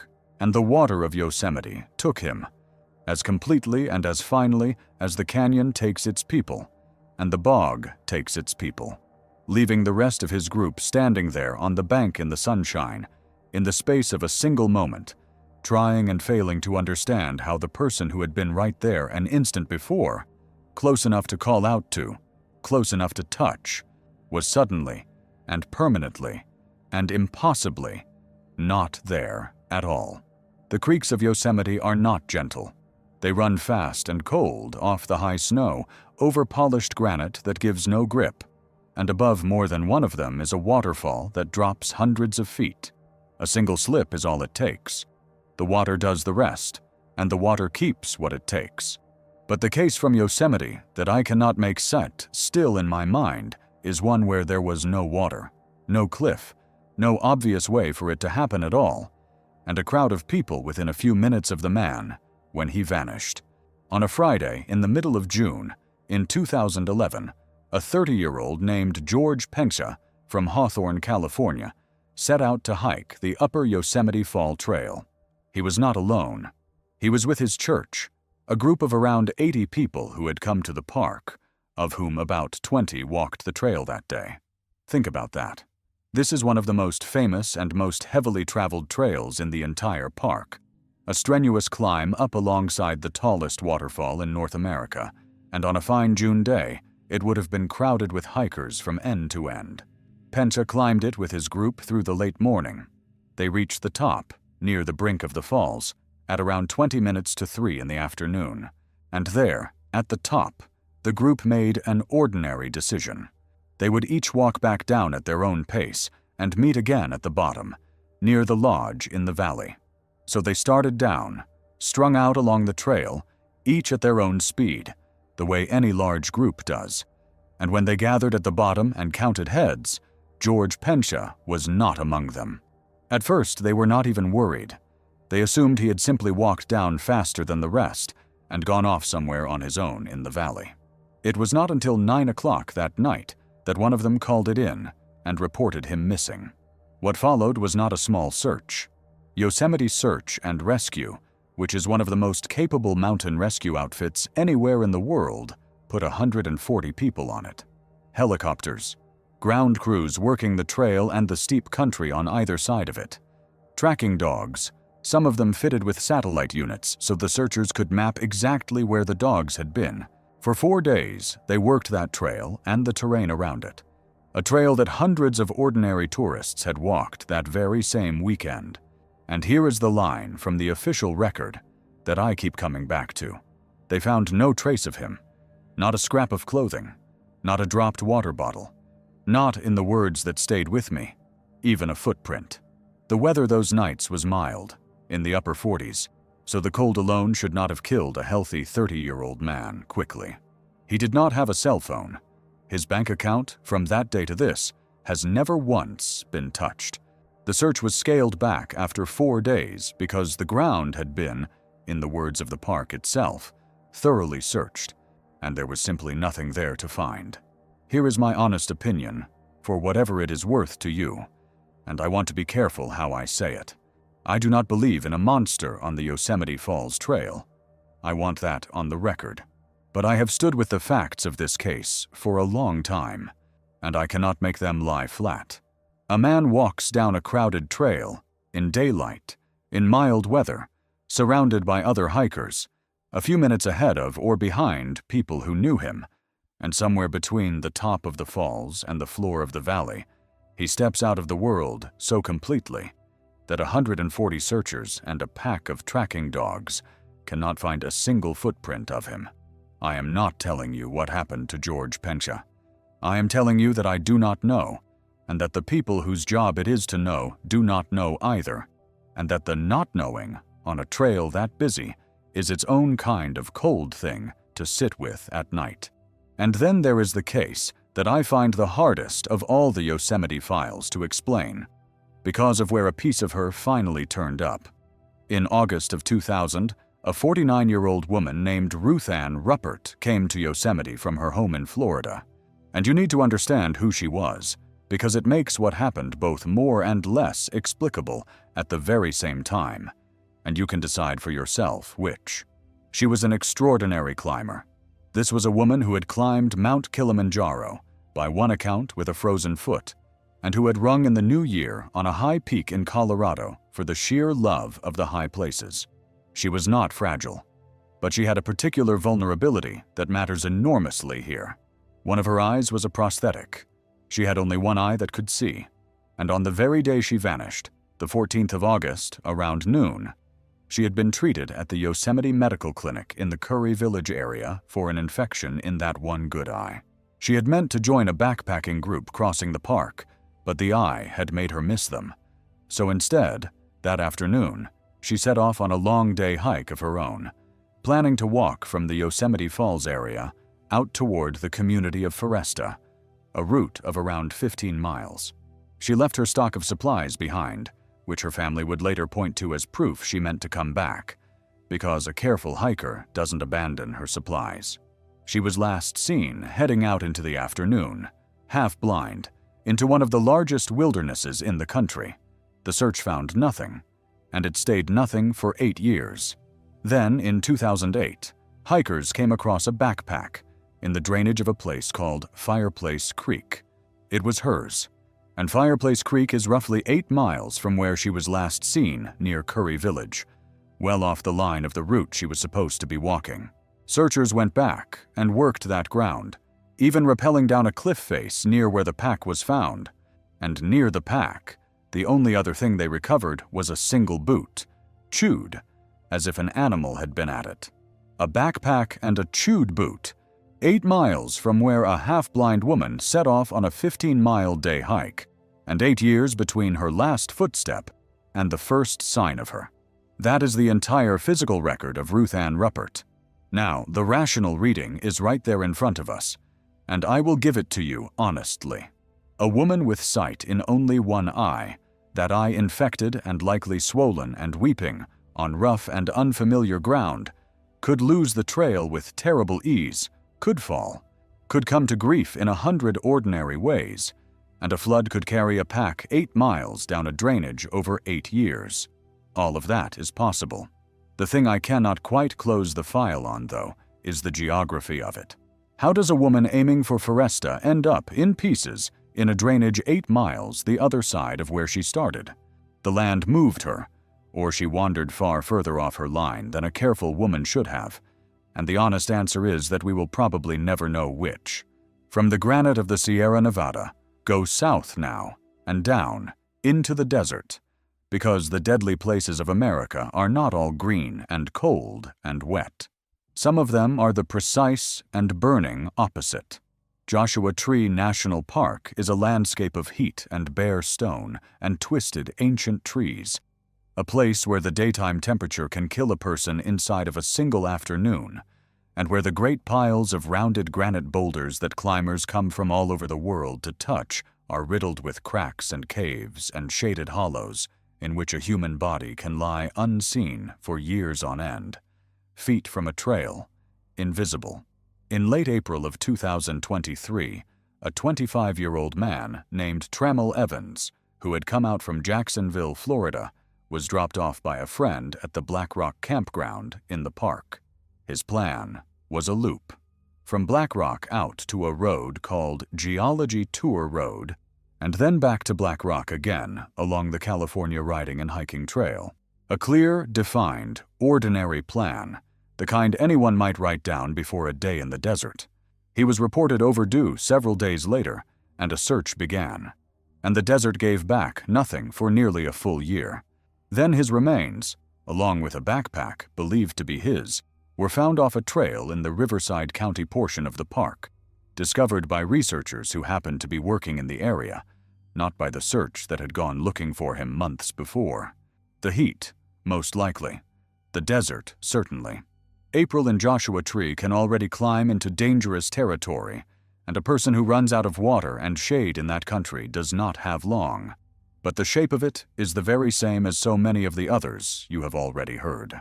A young man, on a planned loop in a national park, found almost a year later, off the trail, in country that the original search had crossed and called clear. The desert had held him the way the glacier held Zickel and the ledge held Gardner, in plain sight and utterly hidden, until chance, not the search, gave him back.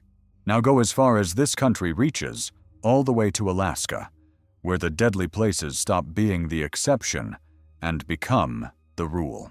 Before we do, ask yourself something. Everyone we have met so far at least had a head start, a trail, a season that would not kill them in an afternoon. Now take all of that away. The wilderness up there exists on a scale the rest of the nation can barely hold in the mind. Mountains and glaciers and tundra that run past every horizon, then past the one behind it. Weather that kills an unprepared person in summer, and in winter becomes something close to the surface of another planet. A cold and a dark that does not forgive a single mistake. In Alaska, the margin for error does not narrow the way it does elsewhere. It disappears. No cushion, no second chance, no nearby road to stumble out to. In 2023, 2 men, Nafyun Awal and Eli Michel, vanished on Tooth Mountain in the Denali region. The great ice peaks of that country have taken many people across the years, climbers and hikers who went up into the white and never came back down out of it. And the sheer scale of the place means that searching it at all is sometimes barely possible, that there is simply too much country and too little of everything else to ever cover it properly. A search in the Denali region is not like a search in a county park. It is an expedition in its own right, into terrain that can kill the searchers as readily as it killed the people they are looking for. 2 names, 1 mountain, gone into the ice, in a region so vast that any search can only ever cover a thin fraction of the ground a missing person might actually be on. But the Alaska case I want to leave you holding is stranger and quieter than any climbing disappearance, because it didn't happen up on a peak at all.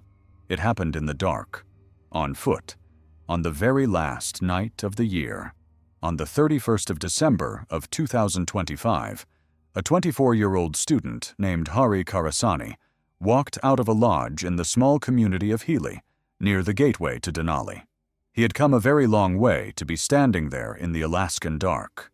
He had grown up in Guntur, in the Andhra Pradesh region of India, and he was living in Houston, Texas, pursuing a doctorate, about as far from an Alaskan winter as a person can get, and still be in the same country.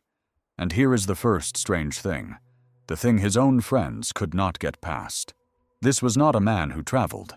His roommate, Surya Teja, who lived with him in Houston, said flatly that Hari never had any trips, never went anywhere, that he could not imagine him traveling to Alaska at all.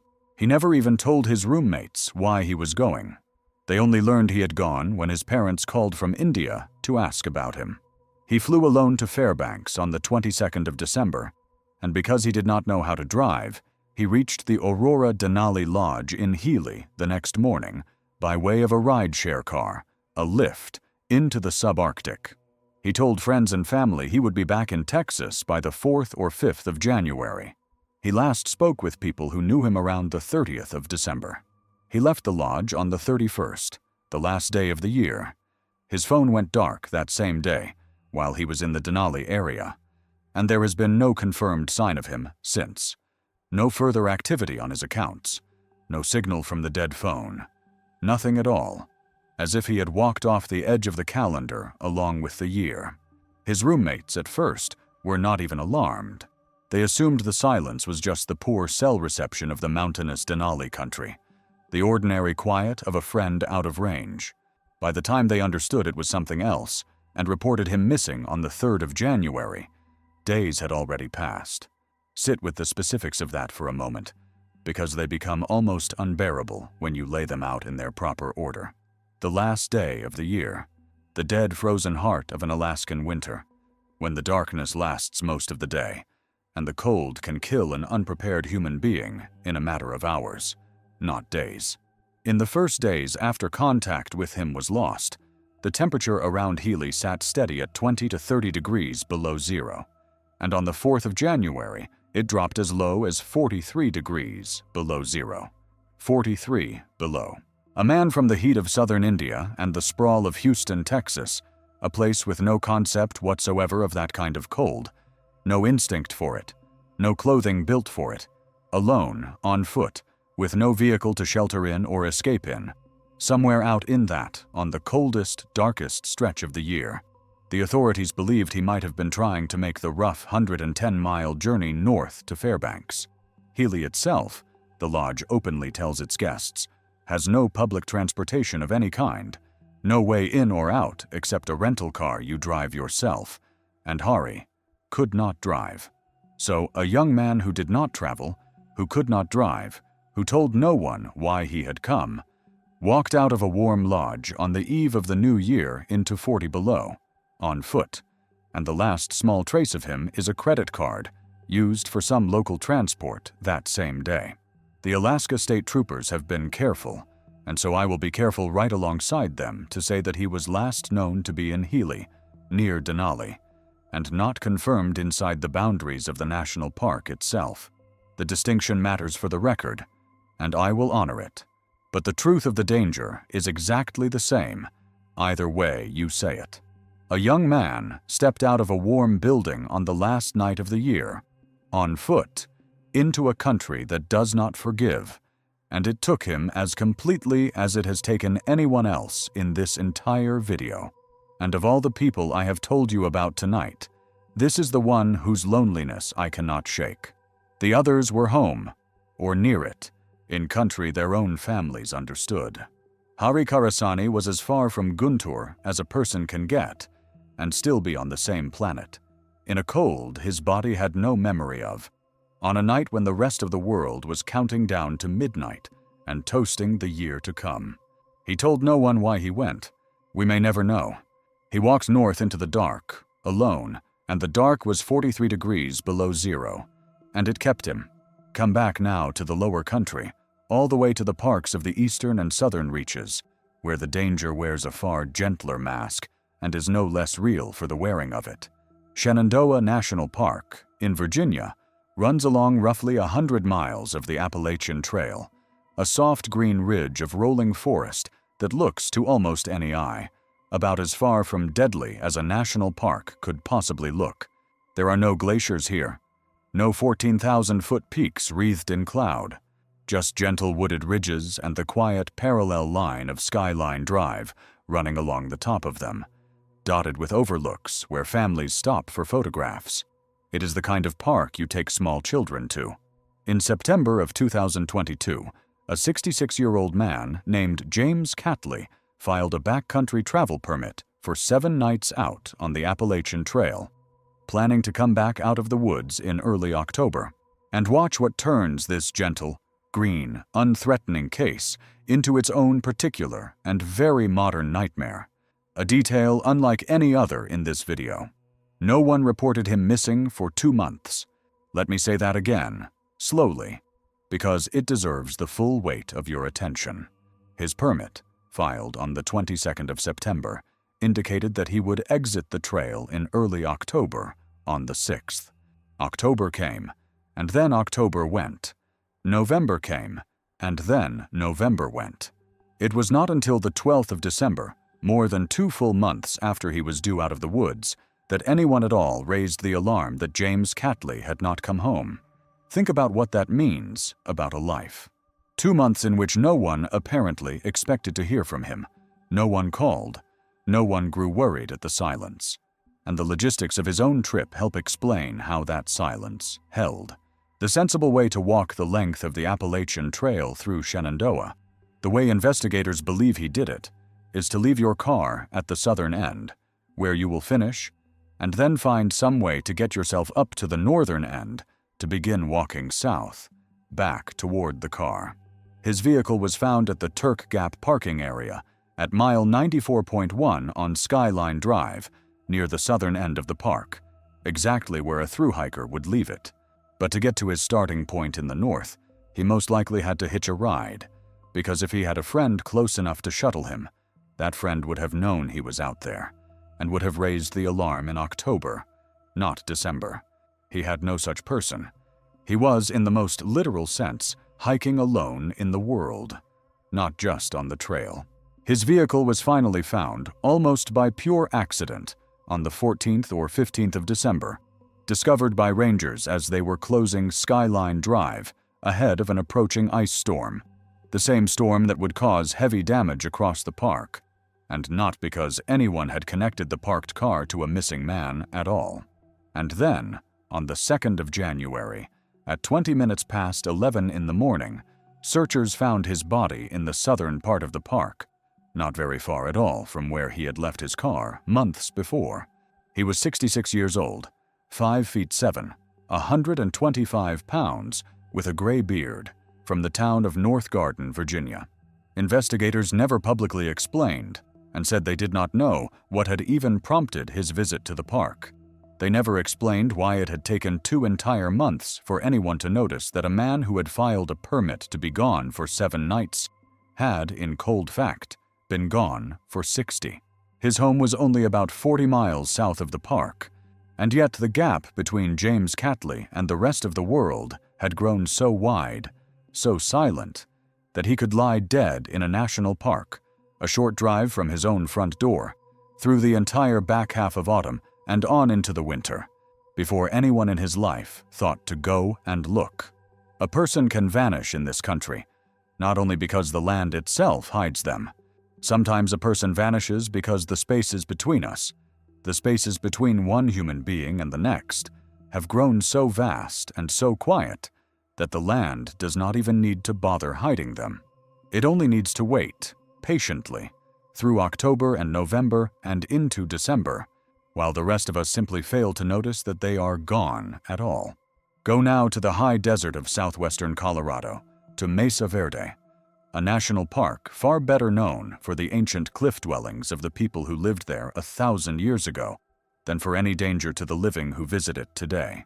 It is a place people go to look at history, at the silent stone apartments tucked under the canyon rims.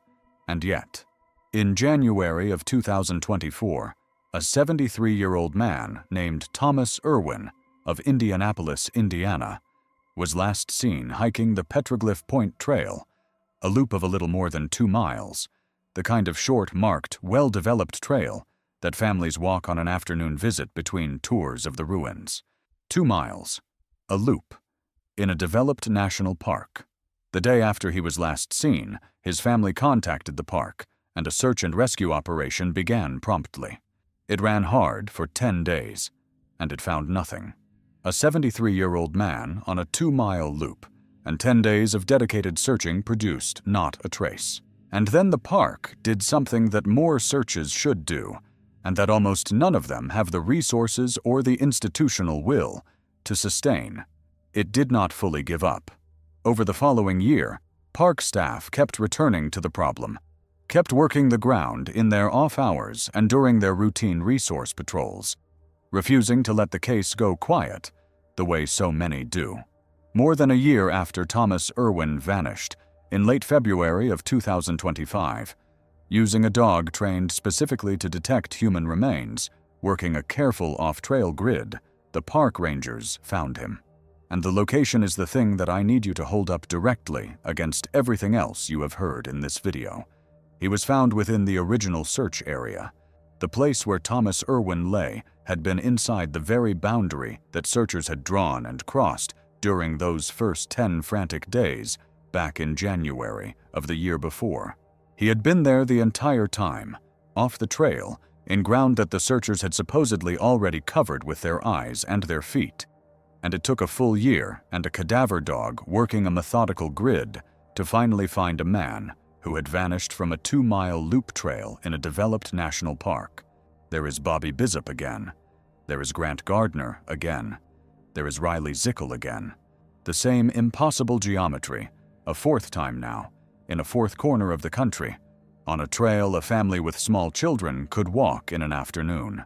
A person in a searched place, held by the land straight through the search, given back only by accident, or by a dog, or by people who simply refused to stop looking. And Mesa Verde had done it before. In 2013, a man named Mitchell Dale Steeling vanished from that same small park, and his case stayed open for years. 2 men, 1 little archaeological park, both swallowed off short trails near the ruins of a people who themselves vanished from that mesa 1,000 years ago and left nothing but stone. Let that sit for a second. Even here, where tourists come to look at history, the ground is still hungry. Now move to the southeast, to South Carolina, and to a case that has haunted one family for more than a quarter of a century, and that contains what may be the single most maddening detail in this entire video. In April of 1998, over Easter weekend, a 20-year-old mechanical engineering student at Clemson University named Jason Knapp was last seen by his roommate at their apartment, watching a movie late on a Saturday night.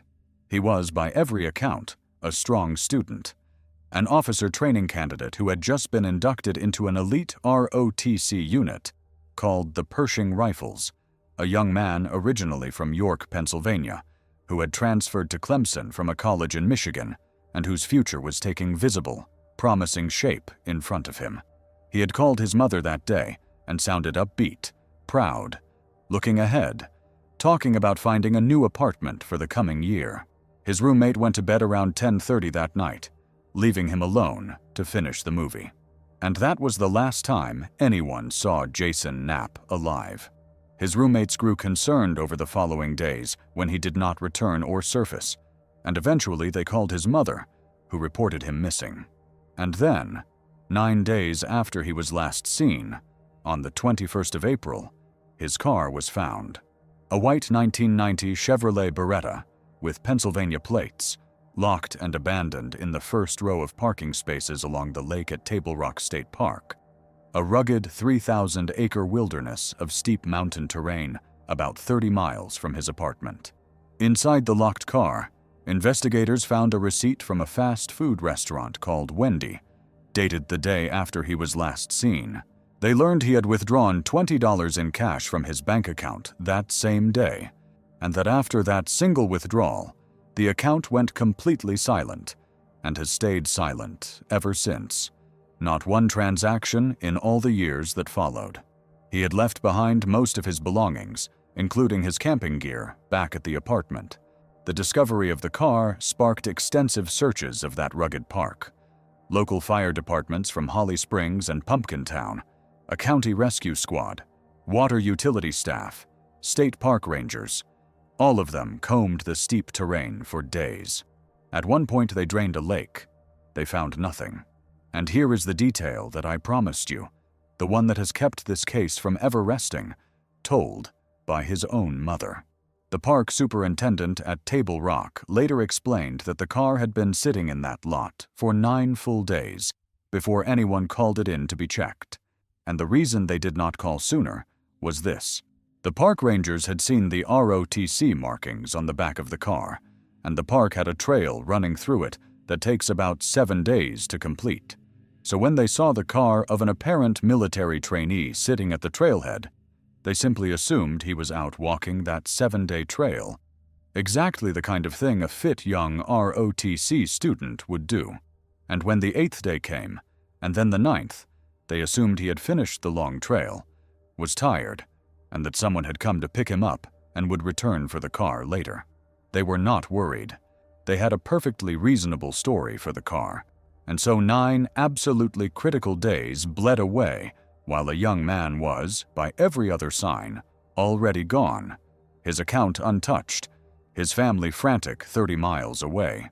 And here is the thread that the family has never once been able to untangle, the thread that turns the whole thing from a tragedy into a genuine and unanswerable question.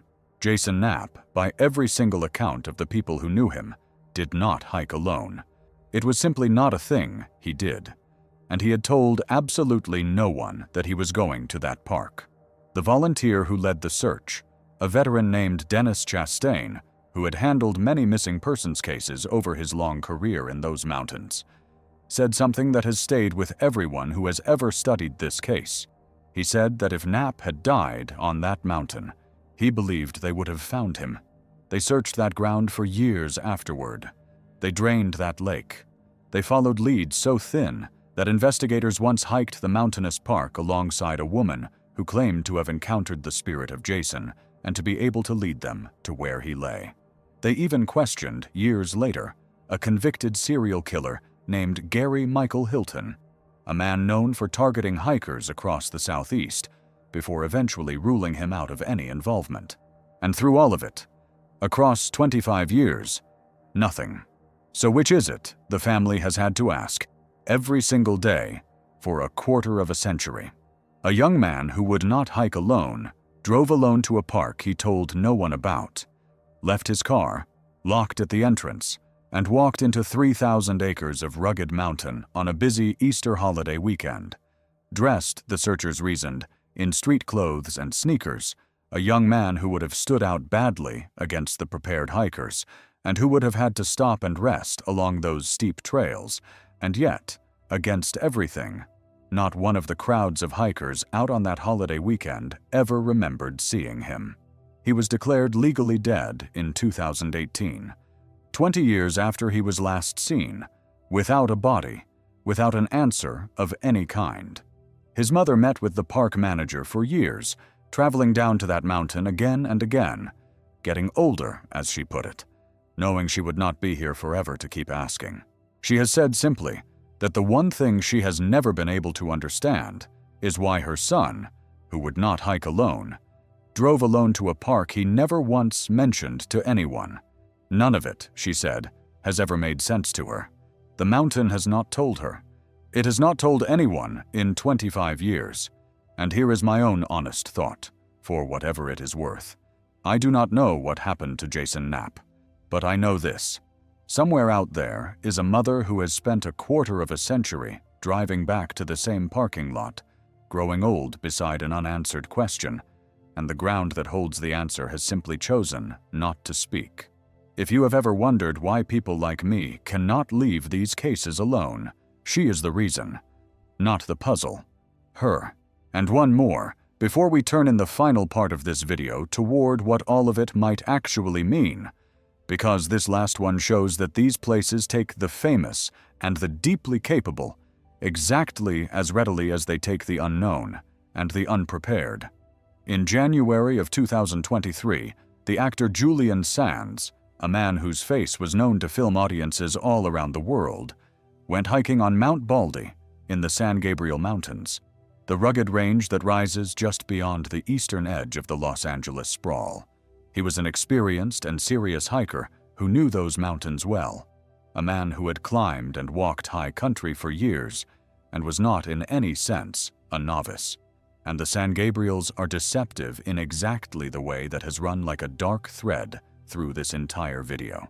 They sit in plain sight of one of the largest cities on the face of the earth, visible from the freeways below, looking tame and close and manageable, a backdrop to the city. They are nothing of the kind. They are steep and prone to ice in the winter months, and subject to sudden violent weather, and they have taken many hikers over the years, from casual day trippers to seasoned mountaineers who should by every measure have known better. Sands went up into winter conditions, and he did not come down. The search for him was extensive, and it was badly hampered by the very dangers that had taken him in the first place. Ice and unstable, avalanche-prone terrain that put the searchers themselves at serious risk and forced them off the mountain again and again, the same way Mount Jefferson had forced back the team looking for Riley Zickel. His remains were not found for months. A world-famous man, a capable and experienced hiker. In mountains you can see from a city freeway, in the second-largest city in the country, taken as completely and as finally as a deaf child at a summer camp, or a student at a state park, or a runner on a high and lonely ridge 1,000 miles away. The mountain that hangs over Los Angeles does not know it is supposed to be tame. It is as deadly as any in this video, and it proved it on a man the whole world could name. I have shown you a great many people now, more than 35 of them, scattered across the granite and the ice and the burning desert and the black bog and the deep green timber of this country, and all the way through, like a refrain I could not stop repeating. I have told you the same thing. These places take people and do not give them back. But I have not been completely honest with you, because the truth is worse than that, and stranger. And now, near the end, I am going to turn the whole thing over in my hands and show you the part I have been holding back. Stay with me. This is the part that matters, because sometimes the land does give them back, just never in any way that actually helps. Think again about the people in this video who were eventually found. Rudy Moder, 37 years gone, his bones found in a place already named, with terrible aptness, Skeleton Gulch. Inside the search perimeter from the very first week, Grant Gardner, under a ledge near a summit the helicopters had already flown over. Thomas Irwin, a year later, inside the original search boundary, off a 2-mile loop. Trammell Evans, a year later, off a desert trail the search had already crossed. Riley Zickel, years later, high on a glacier that 340 searchers had fought to reach and could not. And Bobby Bizup, the deaf boy, a year later, 3 miles from camp and 2,500 feet up a mountain, in a ravine that had been part of the original search. 6 people, 6 findings, and not one of them solved anything. Every finding only moved the question somewhere colder, because every one of these people was found in ground that had been searched, walked across, crossed off, called clear, which means the search itself, the thing all of us trust to bring the lost back home, failed in the exact same way, over and over. The land held them right through it, sometimes for decades, while trained people with dogs and aircraft walked straight across the ground that was hiding them. The piece that does not let go, for me, is what that pattern quietly implies about all the others, about the ones who were never found at all. The deaf boy and the autistic boy, who could not be reached by the search, even when it was on top of them. The man and his dog, who left no trace between them. The half-blind woman, whose pack turned up 8 miles off her line, 8 years too late. The man on the crowded waterfall trail who did not leave so much as a footprint. Because if Bobby Bizup could lie in searched ground for a year, and Thomas Irwin could lie in searched ground for a year, and Grant Gardner could lie under a ledge that the aircraft flew directly over, then how many of the people in this video who were never found are lying right now, this very minute, in places that searchers walked across and confidently crossed off the map as clear? How many of the open cases are not really stories of a person who traveled some impossible distance or dissolved into thin air, but stories of a person who simply came to rest 100 yards from a searcher who happened to be looking the wrong direction at the wrong moment? The finding of the few tells us something genuinely terrible about the not finding of the many. It tells us that the searches we believe in clear far, far less ground than any of us want to admit. So when we put all of it together, the 35 and more names, and the granite, and the ice, and the bog, and the desert, what do we actually know? Let me give you the patterns honestly. First, the things the record will support, and then, at the very end, the one thing it will not. The first pattern is that these people vanish on safe-looking ground, at the threshold between the known and the unknown, not deep in some forbidden, trackless interior that any sensible person would fear, at the edge, a few hundred yards off a marked trail, 50 feet behind a boulder on a granite bench, a creek crossing on a popular and beloved path, a loop trail 2 miles long, a viewpoint at the end of a named day hike. The danger is not the far wild that we are all a little afraid of, the deep country we would never enter without preparation. The danger is the threshold, the ordinary edge that every single visitor crosses without a second thought, the one step off the path to take a photograph, or to find a moment of quiet away from the group, or to get just a little closer to the waterfall, or the view that you came all that way to see. The one step that, for these people, did not come back. They were experienced. They were close to safety. They were, in case after case, within a short distance of a trailhead or a parking lot or a road, and the threshold took them anyway. And think about who these people were, because the pattern is in the people as much as in the ground. Look back across the names.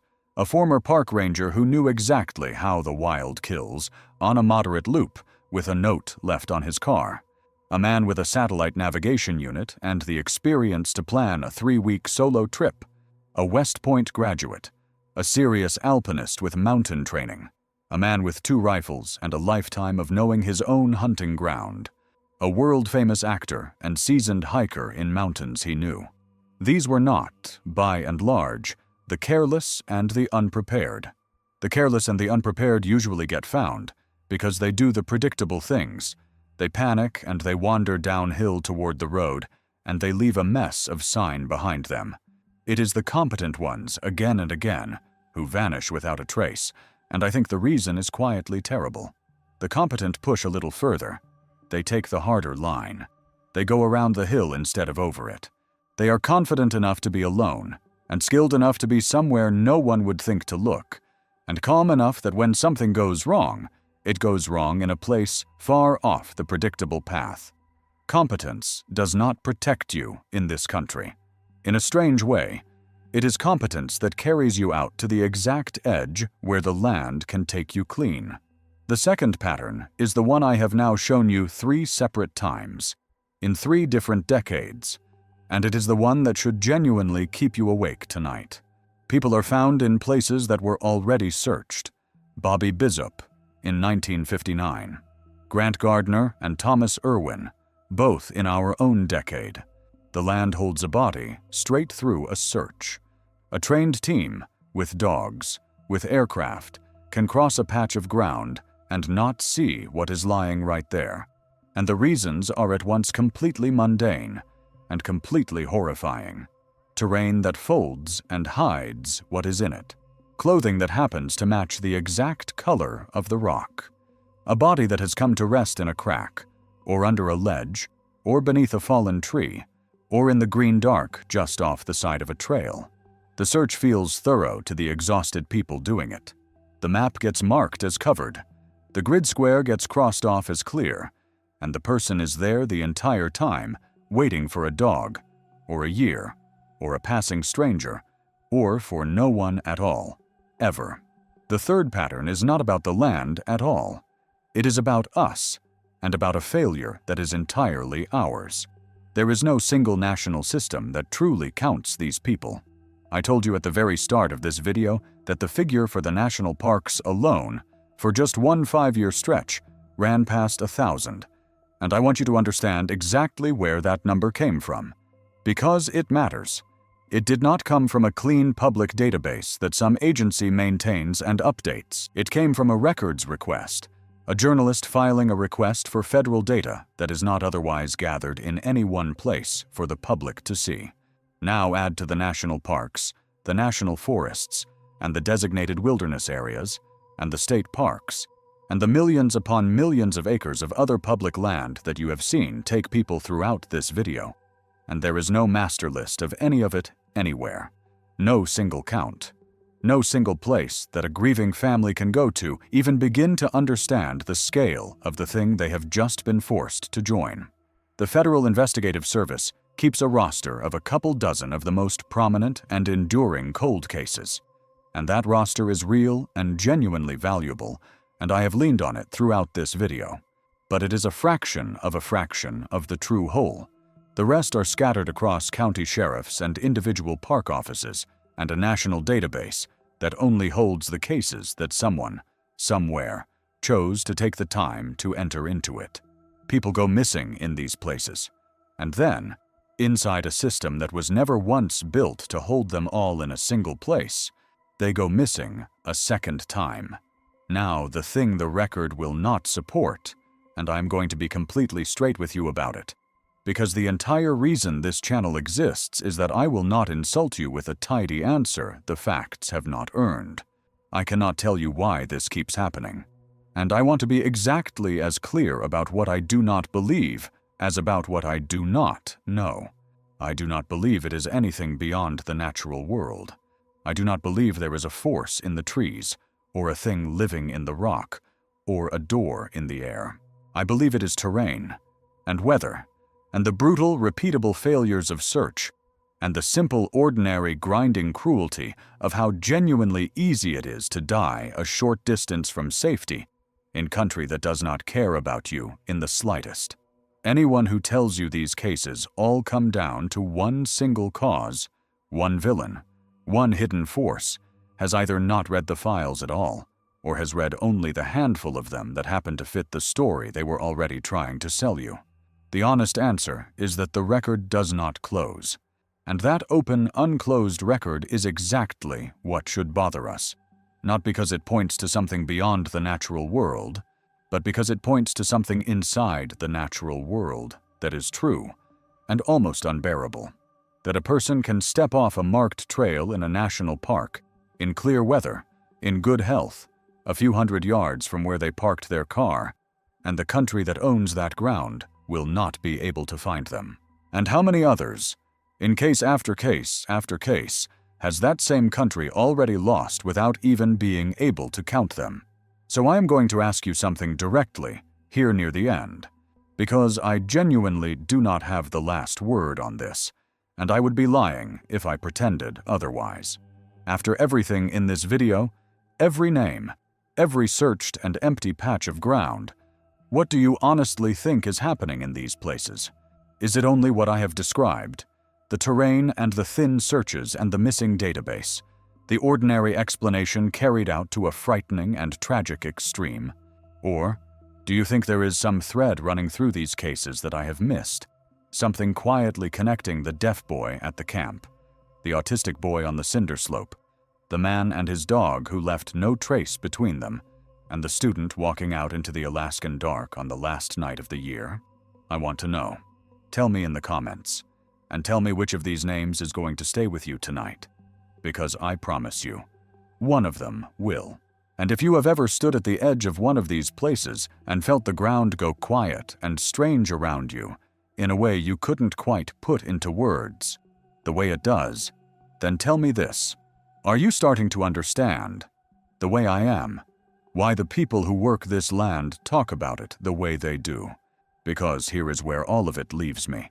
and here is what I am going to send you out the door holding. The practical lessons are real, and I am going to give them to you plainly, because they are the part of all this that might keep one of you from becoming a name in a video like this someday. So listen. Do not hike alone if you can avoid it. Nearly every single person in this video was by themselves at the moment the land took them. Stay on the marked trail. That one casual step off the path, the threshold, is provably where people are taken. Leave a note, the way the former ranger Kirk Thomas Olsen did, saying exactly where you are going and exactly when you will be back. That note is the whole difference between a search that starts in hours and a search that starts, the way the search for Catley did, in months. Carry a whistle. Sound is the cheapest signal there is, and a whistle carries far past a human voice and outlasts a failing body. And carry a paper map, a real one, that needs no battery and no signal, because the little glowing screen that knew exactly where Williamot was every second of his life did not bring Williamot home. But the lessons are not the thing you are going to carry out of here, and I know it, and you probably know it too. The thing you are going to carry is the image I gave you at the very beginning of this video, and I want to leave you holding it, turning it over slowly in the dark. A person steps off the edge of the known world, not into some far and forbidden interior that they should have feared. A few hundred yards off a marked trail, in clear weather, on safe-looking ground, in plain sight of a parking lot, or a peak, or a casino floor at the edge of a lake. They take one ordinary step, the same step that everyone takes, the step to see a little bit more, to find a little bit of quiet, to get a little bit closer to the very thing they came all that way to see. And the land closes over them like water over a stone. And the searchers come, and they cross the ground, and they mark it on the map as covered and clear. And the country files the paperwork and adds one more name to a list that no one is really keeping, and quietly moves on. And somewhere out there, in a place that was already searched, the answer is lying in the grass, waiting for a dog, or a hiker, or a year to pass, or waiting for no one at all.